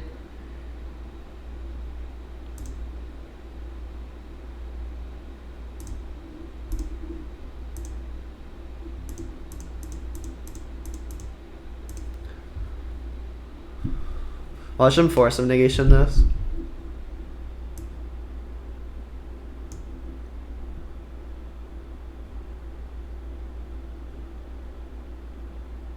Yeah, there's like so much that kills them here. What do they say? Magic just like Garfield intended.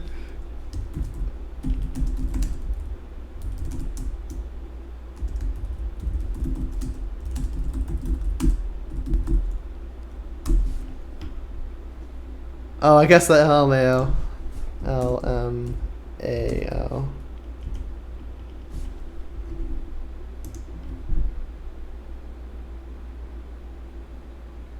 Veil? They had a Veil? Well, I still get Bloodbraid back.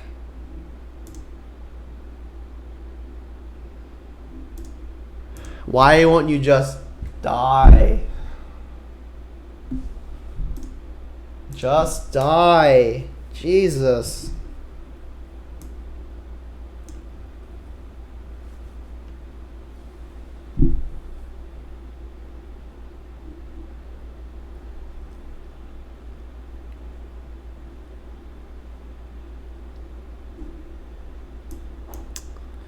They bottomed it.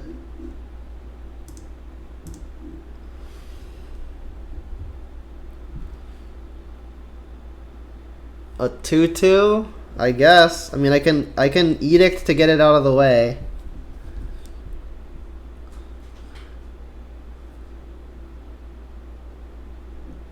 I still think I'm Edicting. If I hit another Liliana, I'm gonna want to cast it. Please just die. Alright, I need everyone in chat to cross their fingers for me. Please just die. Oh my god.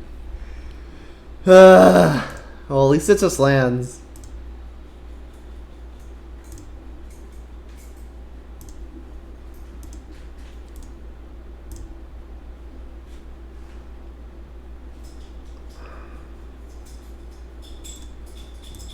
I swear if you restore balance me again, I'm gonna flip out. They've used 3 already. I guess they've gone through 3. They discarded 1, I think.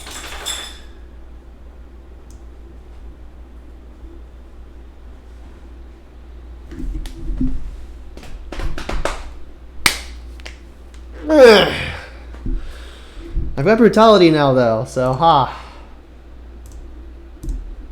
D-I-E. Please. Burn Gobbo Burn. Thanks for the follow. I appreciate it. I feel like I probably deserved the follow after this, right? This was such a stupid game. Holy moly. Alright, to game 3 we go, I guess. That was absurd. Every game's been stupid. So stupid. I don't think I'd change anything. Yeah. Don't think they searched their library enough for Ashiok to be good. Yeah, I think I'm just going to resubmit. Yeah, so you would think they're dead here. But I've been saying that to myself the past like 6 turns in a row. So...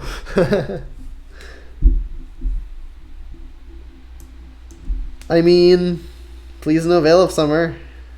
This is Please no Veil of Summer, the hand.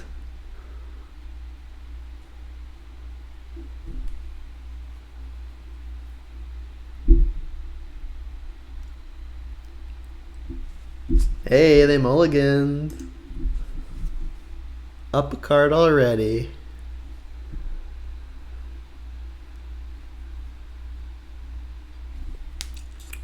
I feel like the Mystiques from Rick and Morty. It's, I just want to die. Okay, so they don't have Veil of Summer, and they probably don't have Electro Dominance.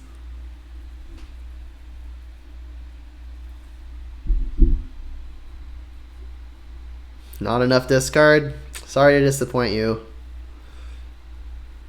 I'll do better next time. Alright, so I guess just Blood Crypt and Inquisition. Yeah, this hand does look good. It's missing pressure. So as long as we don't give them time to rebuild, I think we'll be good. Yeah, exactly, James. Maybe a threat. The pressure. Oh, well, they've got a Crashing Footfalls and they've got double red. They got the As Foretold too, but I think I'm just going to take the Crashing Footfalls because I would really, really love to avoid getting Electro Dominance for a turn. We can Thoughtseize first to inform our decision on what we want to fetch with the Verdant. Alright, well now we know we're not getting Electrode. We also know they didn't draw Veil of Summer. Land for Liliana? That's a Pulse. Alright, I'm definitely going to get this As Foretold out of their hand.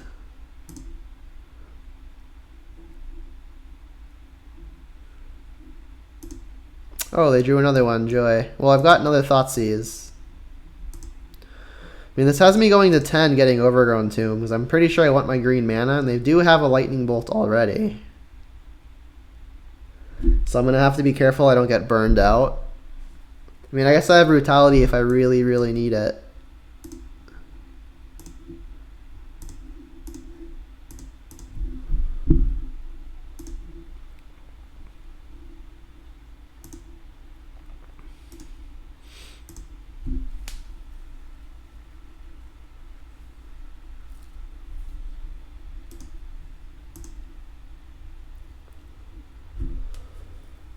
Got my clock in play. They're Fiery Islet. Bottom. It's promising. Land? Land? That's good too. Arguably better than a land.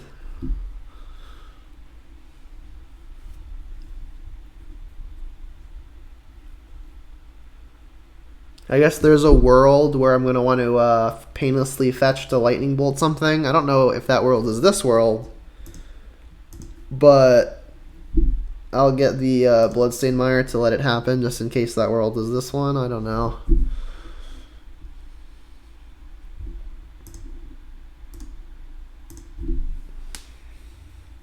Alright, I don't dislike this position. Need a Tarmogoyf. But if I can find the Tarmogoyf, I'll be pretty confident.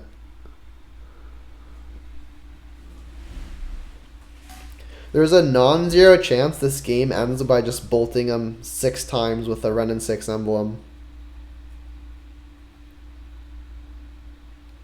I guess the lightning bolt makes it less likely. This lightning bolt.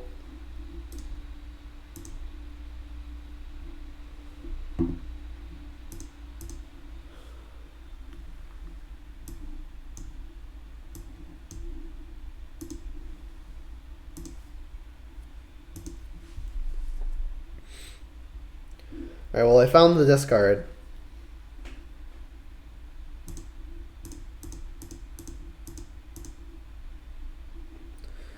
No Mana Leak as your fresh card, please.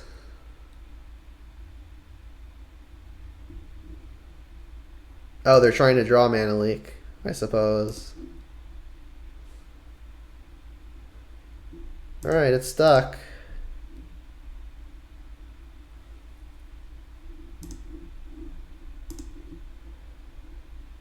I guess I'll get the Blackleaf Cliffs back because it's something I can put into play painlessly. Like losing a bunch of life could at some point stack up. So a Braid's gone. I mean, I guess the way that I lose is probably just getting bolted a bunch of times. They've got one already. So maybe I want to just fire off this Brutality as early as this turn. Alright, well I've got the Pulse for that.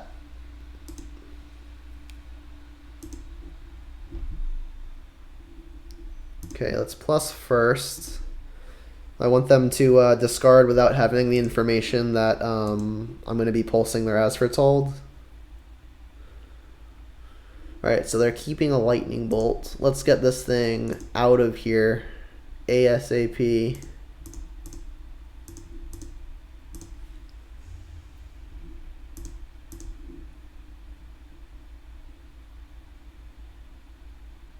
Mountain's gone, so Verdant is just the better fetch.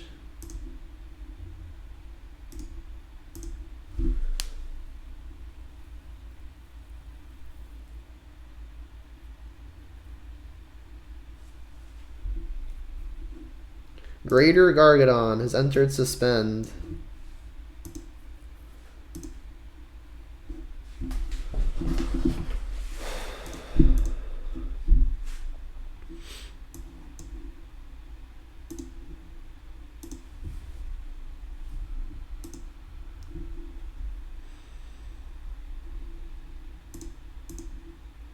Alright, they didn't bolt something in response here?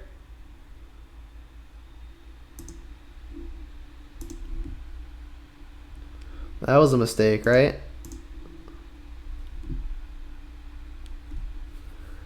Alright, I guess I'll start holding lands in case an ultimate becomes like an actual thing.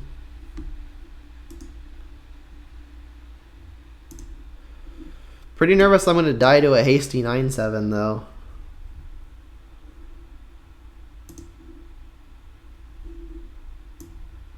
Hit the little doomsday clock over here. Crashing Footfalls. Okay, I guess this bolt isn't in their hand anymore.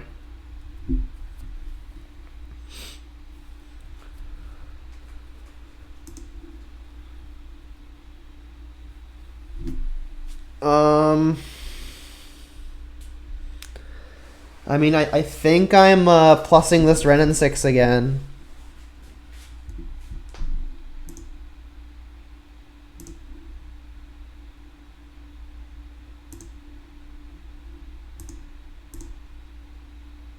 Couldn't be better. Yeah, that's true. Opponent's drawn hot.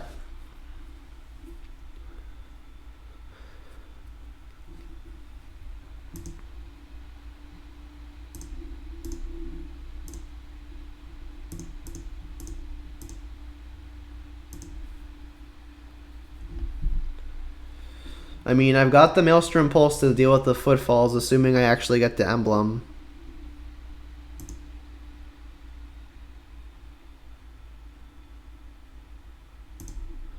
I'll discard Redundant Liliana.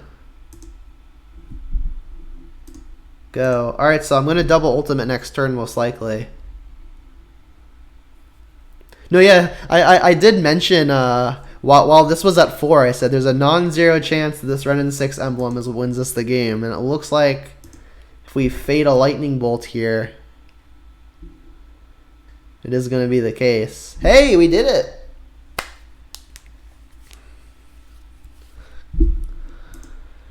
I think that's the first time I've ever beaten that deck. I think that's like the 5th or 6th time I played against it. You'd plus Renin 6, hold land, plus Lily, discard Lily. Yeah, I mean, that's exactly, yeah. I think I'm streaming with like a 3 or 4 second delay, so you must have hit enter like as soon as I did it, right?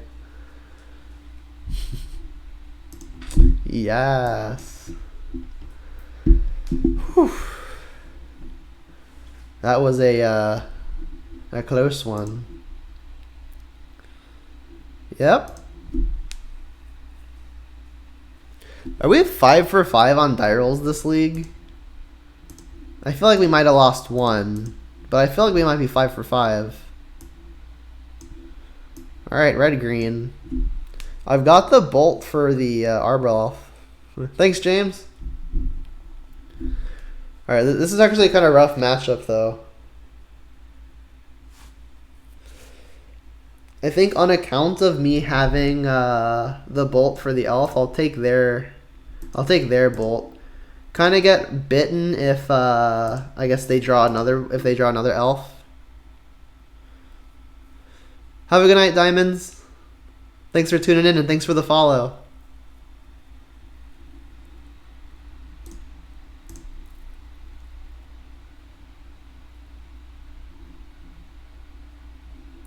Alright, so there goes their elf.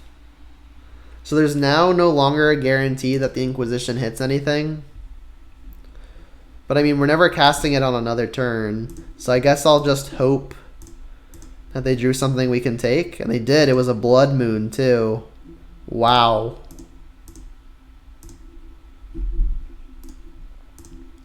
Alright, so let me get rid of all these redundant things. Bloodbraid, Wooded Foothills, Bloodbraid, Chandra. So I think this is these. Now it's these 3 plus 1. Land, please. Darn. Alright, well, if it's not a land, I'm glad it's Tarmogoyf. That's like the one thing they have a really hard time dealing with generally.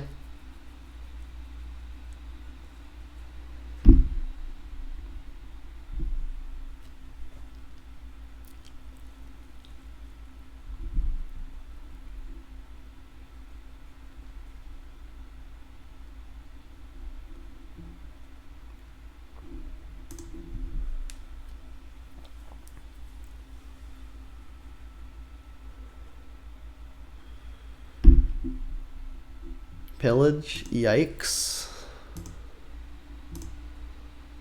I mean, I'm gonna do my best to ride this Tarmogoyf.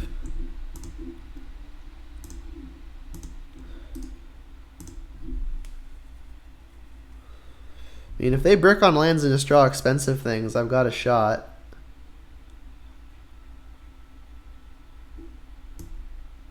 Sprawl, okay. So they're going to get to Bloodbraid as early as next turn. Tomb's a good draw.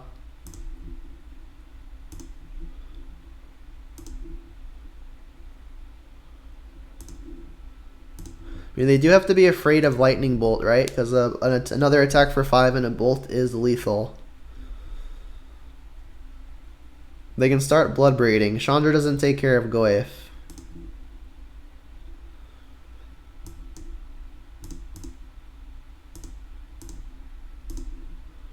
Klothys is an annoying one. But yeah, they can't really attack here. Fetch? Alright, I mean, that is a land to get their Bloodbraid out of the way.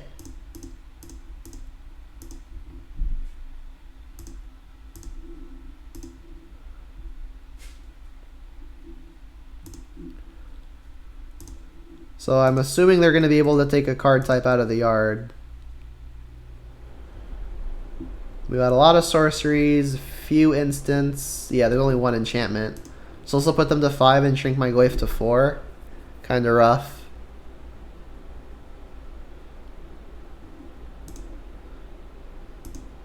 To Seasoned Pyromancer, jeez, that was a good cascade.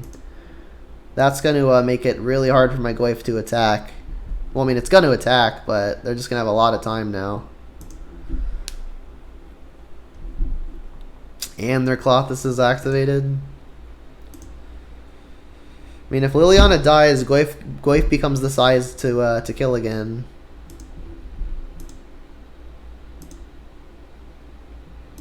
Even bigger, actually.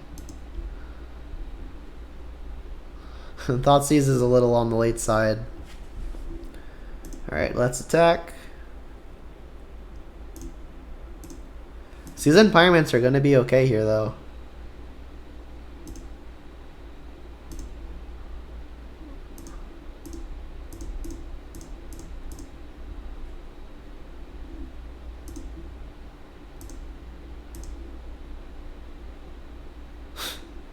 Okay.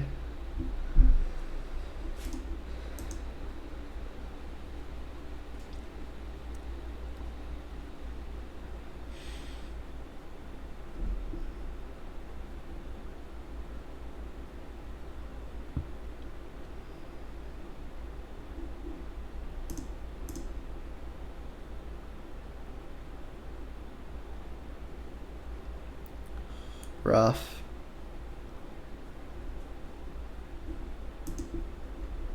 The third Blood Moon.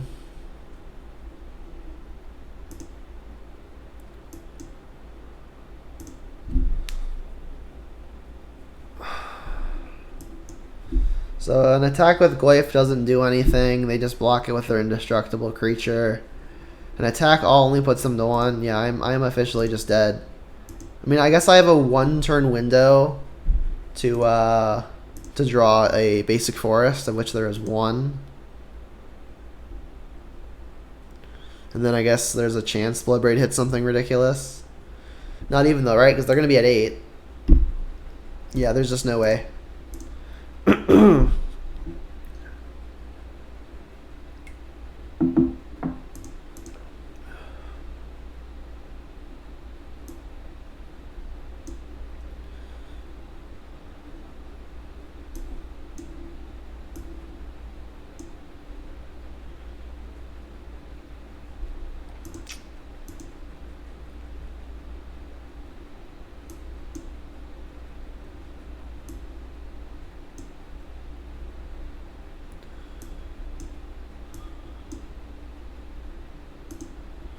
I think this is what I usually do.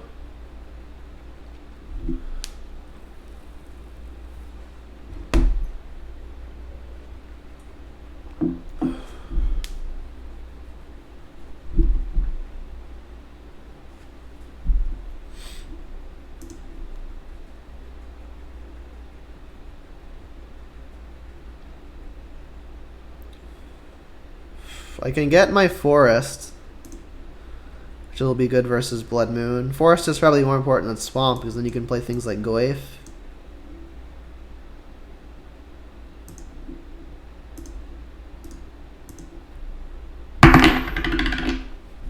Oops.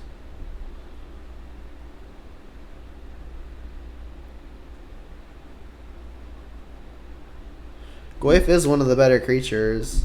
It's really hard to deal with without a relic.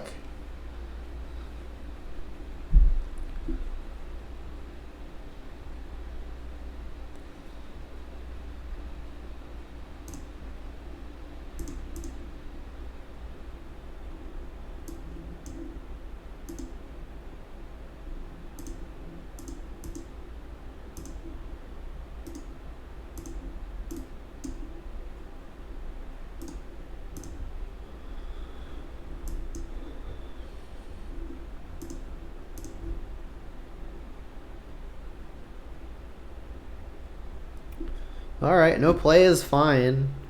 So I guess I'm going to hope they don't have the Veil of Summer, and then I can cast Inquisition into Tarmogoyf.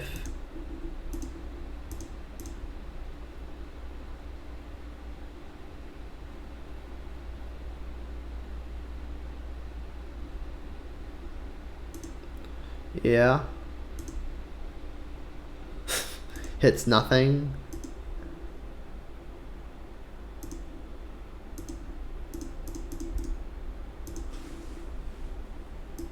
I guess that'd have been a reason to attack first.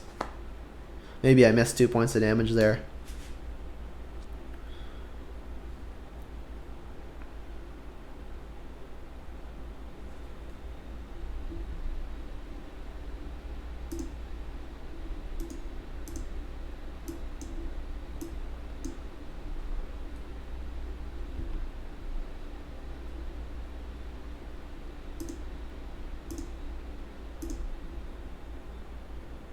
That's a good one.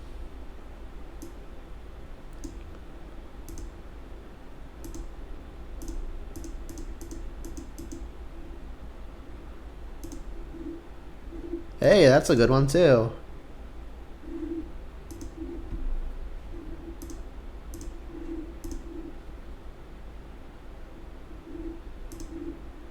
That's a swing. Selesnya.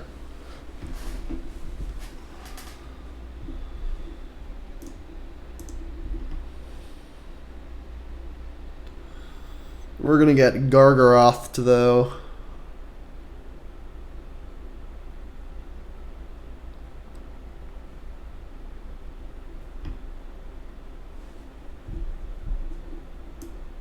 Chandra first.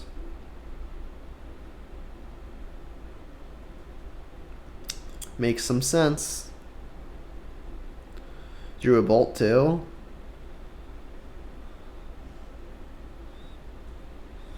Alright, well, backup Lily is a pretty clutch draw.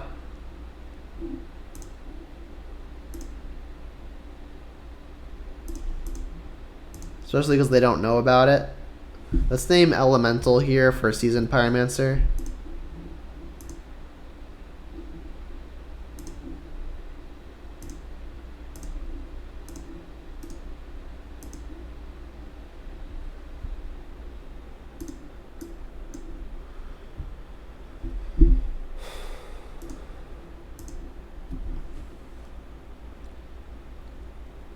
I mean, they are at 10. I guess they're about to be 12.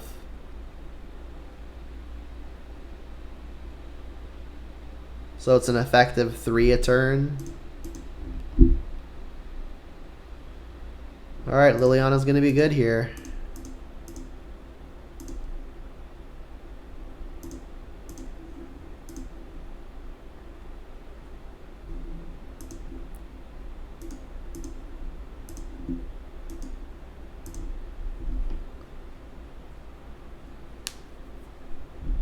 Alright, you're at effective 9.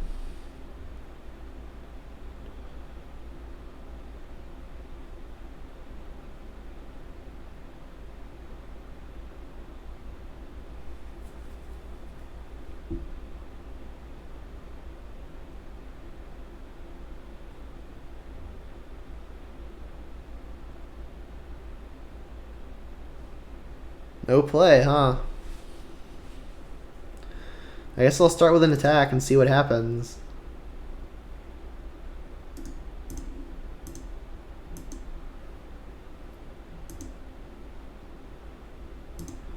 If this Inquisition were to be able to take anything, they probably would have cast it. So I'll just discard the Inquisition. Ah, it's a Baloth, I see. Alright, well, I can Plague Engineer. I could name Beast. Probably want to just name Elf, though.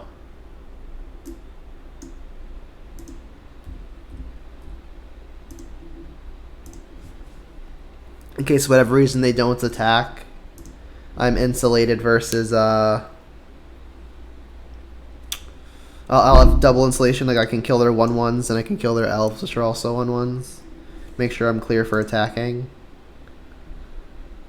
If they attack, I'll just block. Yikes. I mean, that's not a creature. That is.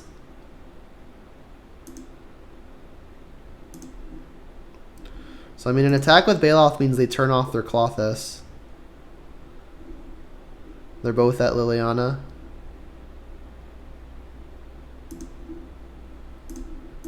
You know, I'll turn off the Colossus when possible.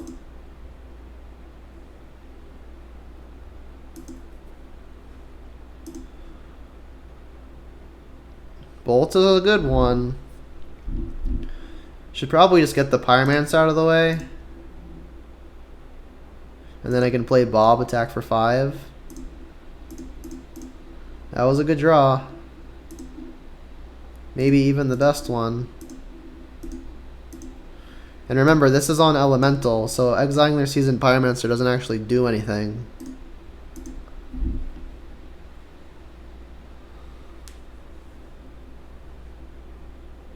Alright, you're at effective 7.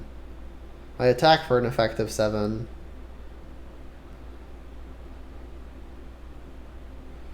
Alright, well, you don't get an Elemental, so that's good.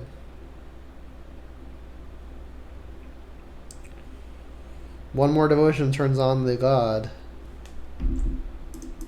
Alright, come on. Good cards. Renin 6. That's a good one, right? That can ping the Arbor Elf. Alternatively, it can get back Fatal Put. It can get back a fetch land, which will turn on Revolt, which will let us kill the Seasoned Pyromancer.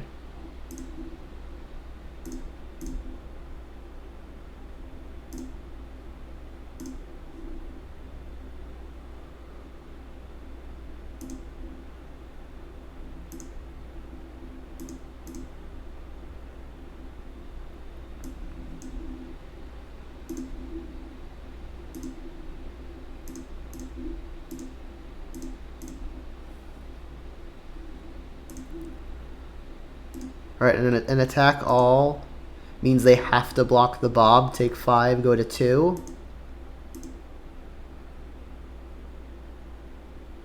Which is an effective 4. So I need to dodge a Bloodbraid into something good. That would send me to bed.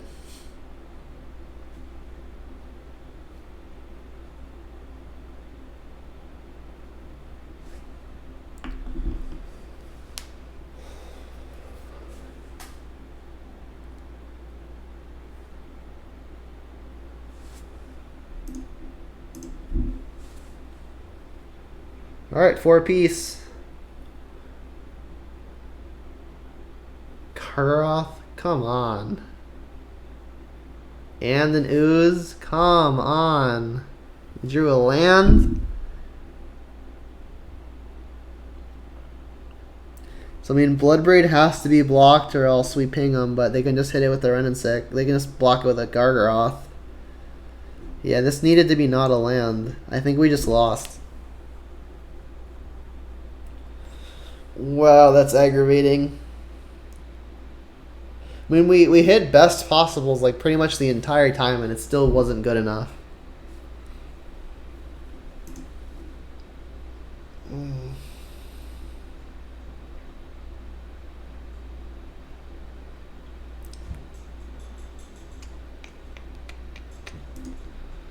Jeez, right? We are just dead, right?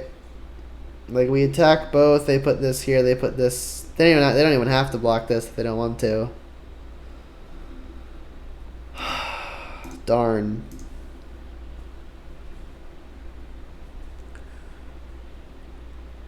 Alright, so that wraps up that league at a 2-3. Not very impressive. So I guess I'll do my wrap-up before I log off for the night. Ultimately... I mean, I don't feel like I have anything new to say. Renin 6 has been good. Liliana has been good. Tarmogoyf has been great. It's a weird spot to talk about because I feel like every single card has been good, but for whatever reason, the deck just isn't winning. So that might just speak to its position in the meta. Like, there's a lot of mid-range going on right now, and it's stuff that I'm unable to beat, basically. I concede that there are definitely a few spots in one of the matches that I lost that I could have played better. Maybe that would have resulted in a 3-2, but... I mean, maybe the sideboard just isn't where it needs to be. To be completely fair, the Plague Engineer hasn't been as insane as it has been in the past. Like in the league prior to this one, I played against the Goblins opponent, and like obviously it was fantastic there. But maybe this sideboard slot is better used for something else. And then like this Kitchen Finks is still experimental. Yeah, it's a bad look, James. That's for sure. The only sideboard card that I'm really sure I want, I guess there are 5. The 5 sideboard cards I'm pretty sure I want are these 5. Everything else is kind of in flux. See, the issue is... Here, let me pull up the meta again. So, like, I expect to have a good matchup versus Blitz. A 50-50 to bad versus Uro. So, it'll be like a 45%er. Good versus Blue-White. Probably about a 45er to Burn. Probably about another 40 to 45er versus E-Tron. I think I've got like a 30% versus Gruul. I'm like 80% versus Goblins. Like 20% versus Tron.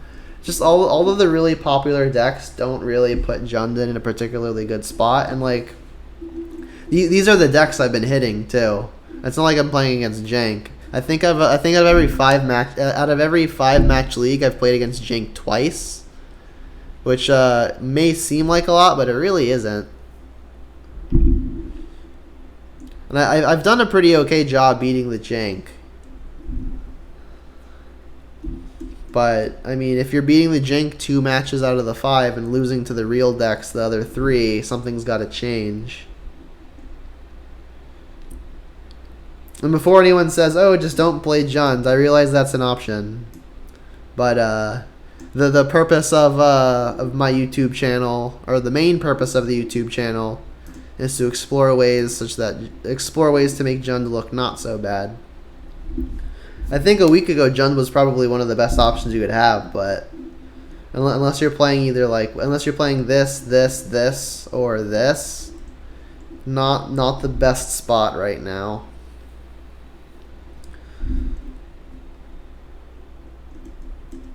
But yeah, so those are my thoughts. Ooh, thank you. Who did that? Valakut you up. We did get Valakuted up at least once this league. Thanks for the follow. But yeah, based off of the current meta, at least online, Jund's falling out of favor. But yeah, like when I look at each individual card in the deck and I like recount what they did in the league, they all seem like they've been good. But for whatever reason, each card being good just hasn't been good enough. I think the meta is shifting into a place where you want to be more proactive. I mean, that's kind of been the case with Modern in general. Like, that's usually the trend, but every once in a while things fall back in favor of the more mid-range and controlling plans. But yeah, I think the average Modern player wants to be more proactive, especially in current times. Getting some comments in chat saying maybe Jund is good now, and that Gruul is draw dependent. Honestly, I think I've played against Gruul specifically, like the Gruul midrange deck that plays Blood Moon and Pillages. Like they're pretty much the same 54 cards plus or minus 6. I think I've played against it 12-ish times, and I think I've won it 3 or 4 of those times. I just don't think we're favored because like they play the lock pieces that we have to avoid, like Pillage and Blood Moon, but then on top of that, they're just playing a bunch of value generating creatures. Like they play Seasoned Pyromancer as a 4 of, they play Bloodbraid Elf as a 4 of. They play things that disrupt our Planeswalker packages and our Tarmogoyfs, like Scavenging Ooze. Like, Scavenging Ooze is probably the easiest creature out of that deck for us to beat, and it's still good against us. Here, let's just, we've got the metagame up. We can just click on the deck, right? Gruul.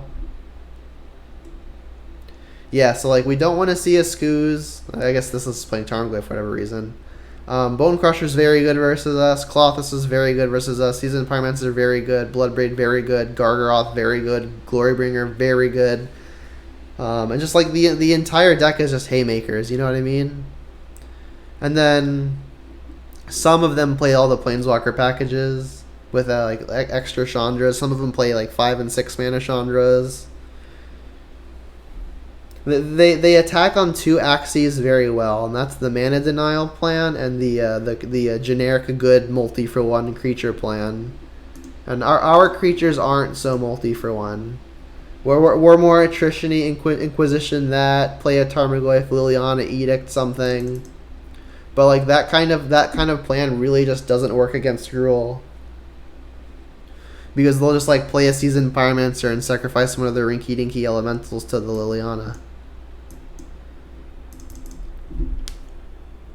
But yeah, I agree that Jund is a good deck, but good decks can be poorly positioned, you know? Valakut You Up says, I like 3 Spyro, I think 2 Scooz is a lot of commitment. Yeah, in previous leagues on my YouTube channel, I don't know if you've seen it, I was playing as many as 3 Scavenging Ooze and 0 Seasoned Pyromancer. Seasoned Pyromancer has been something that I've started playing only recently to start experimenting with. And in the past, I've been really skeptical of Seasoned Pyromancer because its main, I guess the thing that it's best at is kind of stabilizing the board and buying time. Like, it's not so much a threat. But I mean, it's an excellent top deck in a grindy game. But if you're playing against like an aggro deck, it's not fantastic, but it's still serviceable. So I mean, it does a lot of things medium well, but not anything super well. You know, do you get what I'm trying to say? I don't even know if I get what I'm trying to say, to be completely honest. It's 2:07 in the morning. But yeah, I can definitely see where you're coming from. It's possible that Scavenging Ooze just isn't something that I need to be doing anymore. Like maybe we just say that the green is for things like the single green costed red and 6 Bloodbraid and Tarmogoyf. Scavenging Ooze is one of the best cards in a lot of matchups though, so it makes me nervous not to play any. But I mean, maybe that's just where we are right now, you know. But yeah, I feel like Jund definitely has its very good curve outs, and then it's got its curve outs that are still average to even impressive and still don't amount to being good enough versus beating something like Red Green, for example. Like we've got a lot of matchups as Jund that are really hard to lose. Prowess and Goblins being two of them that I can think of off the top of my head, and sometimes not even Prowess. Sometimes Prowess just gets there. But I mean, at the end of the day, we're a value town deck, right? And there are equally good and better value town decks currently out there. Like I can just pull up the metagame again and point out a couple of them. Like Uro, excellent value town deck. Versus us, they're probably favored. Blue-white can be value town deck, but I think we're favored versus them. Eldrazi not necessarily value town, but I feel like the main reason we have trouble versus Eldrazi, in my opinion, again, is that they attack on 2 axes very well, which is again why I think Gruul is good against us. They attack on 2 axes very well. Gruul is really good at attacking the mana, and it's very good at attacking with the creature plan. Eldrazi is very good at attacking with the creature plan, and is also very good at killing with planeswalkers. I.e. Ugin, Karn, and both Ugins, Ugin the Ineffable and Ugin the Spirit Dragon, and also Karn the Great Creator. When I said Karn prior, I was referring to the 7-mana one, which they sometimes play as a 1 or 2 of. But like, it's just a lot for us to deal with, you know? And then stuff like Gruul, like I already gave you my spiel about Gruul. Then Tron obviously is a miserable matchup. I feel like most Jund players can kind of get where I'm coming from playing against Tron. I feel like you're always like getting them to like 6 or 7. You got them within within one attack of dead, and then they just like drop an Ugin on you and the game's over. But But yeah, Jund's got some favorable ones out there, like Devoted Devastation, probably very good. Jund, obviously, a coin flip. Merfolk, I think, is a good matchup. I think Lurrus Aggro is a very good matchup. Goblin's a very good matchup. Blitz, I think, is a good matchup. But then the other half are just not piss poor, but pretty poor. You know what I mean? So, I mean, it's a coin flip lottery. Jund tends to be best, and again, in my opinion, everything I say is like, you know, disclaimer, in my opinion.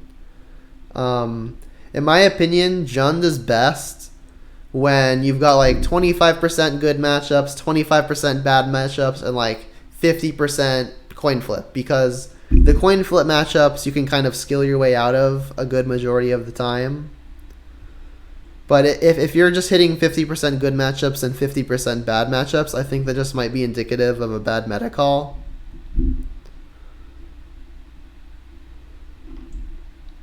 But yeah, that's my spiel, and I'm going to try not to ramble for X amount of minutes more, because I think I've said just about everything I want to say about the list.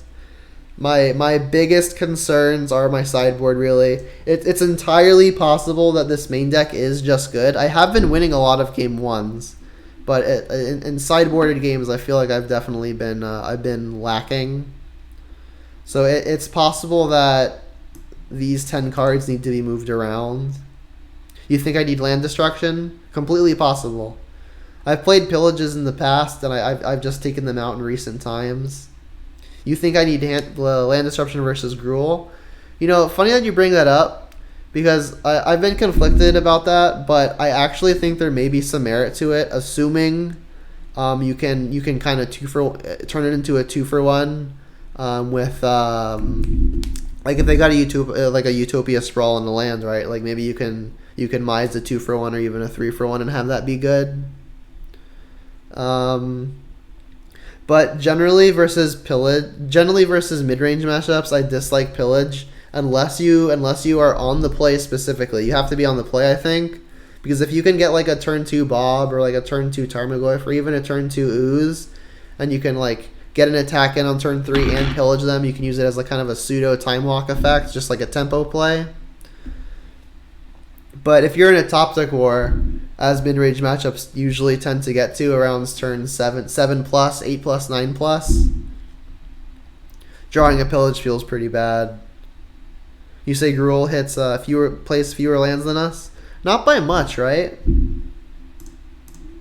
Again, this is just one list that they staple to the front page, but don't they usually play like 22 to 24? 20? Yeah, I guess it is less than us. That's true. So yeah, maybe I misevaluated that. That's definitely possible. But yeah, if you can pillage a land, that's big game. That's big game, yeah. I mean, it's definitely something I'm willing to try. Like I said, I'm always willing to learn, and yeah. I mean, I could even do it. I could make the changes right now, to be completely honest. All right, so I said I'm not really sure about these things, right? I kind of need to decide how many things I want to commit towards land hate. So if I'm bringing in pillage, I can probably remove some combination of these. You sure what's like 20? Oh, like the land count? 2 pillage, 1 molten? When would Molten Rain be better than pillage, do you think? Like, are you saying just because it's a damage consideration?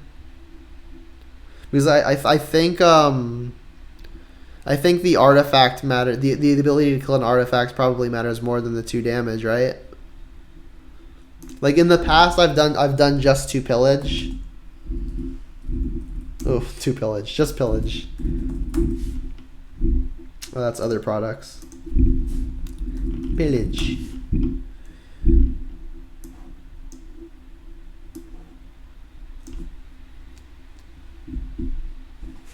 You say you'd rather have 2 pillage in hand than 1 molten in hand rather than 2 pillage in your hand? Why is that?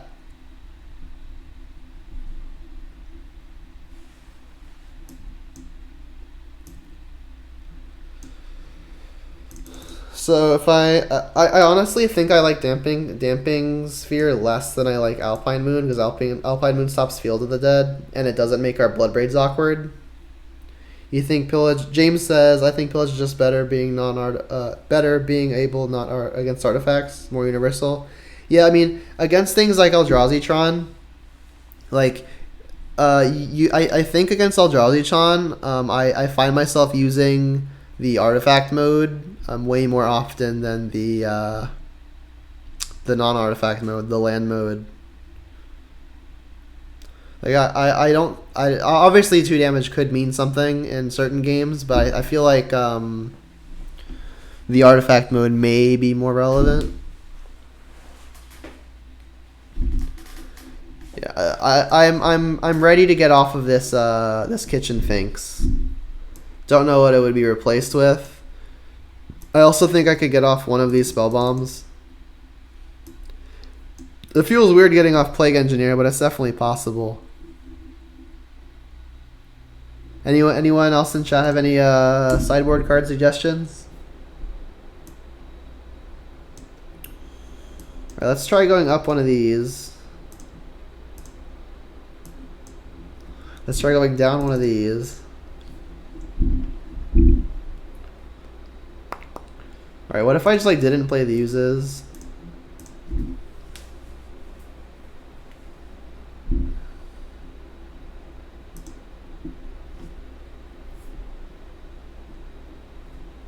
Not playing ooze feels really weird. I haven't not played ooze in a while. Oh, put the god, Clothis. Yes, yes. Excellent suggestion. I agree. Clothis. Oh, I don't own any. That's fine. I'll just cheat the system here.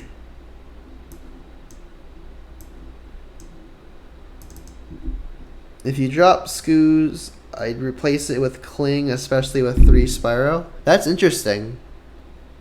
I like that idea. You're saying you'd play Cling in the sideboard, or you would play it in the main?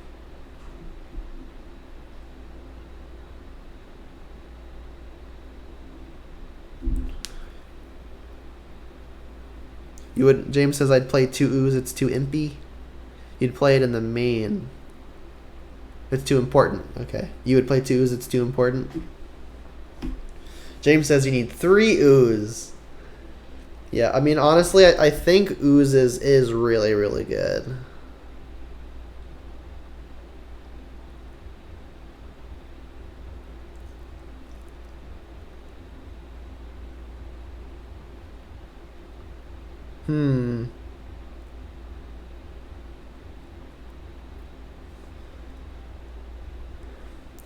It feels weird looking at Bloodbraid Elf as like a thing that I could be trimming. But I'm looking at it. You know, it's also entirely possible that this may be the era to go down a hand disruption spell. Just because there's so much midrange and like not a lot of combo.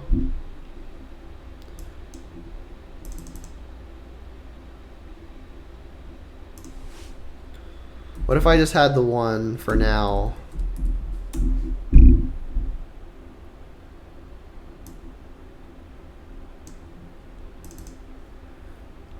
Before my recording gets too long, because this recording is almost at 3 hours, I'm going to go ahead and stop this recording. So I'm going to do my little end of video spiel right now. So if you're watching this on YouTube, thanks for tuning in. If you like content like this, like and subscribe for more. I post lots and lots of stuff like this. Usually about 5 of these videos should be hitting the channel every single week. Sometimes as many as 3 in a day. It depends on how much time I've got to jund them out. And I tend to try to make time to jund them out. So leagues pop up randomly throughout the day, sometimes multiple times a day. This will be the second one today, for example. If you want to catch any of my video making live, I stream on Twitch. The username is Junderdome, Junderdome. That's Junderdome on Twitch. So remember, like, subscribe, comment. I'd love to interact with you. And until next time, see ya.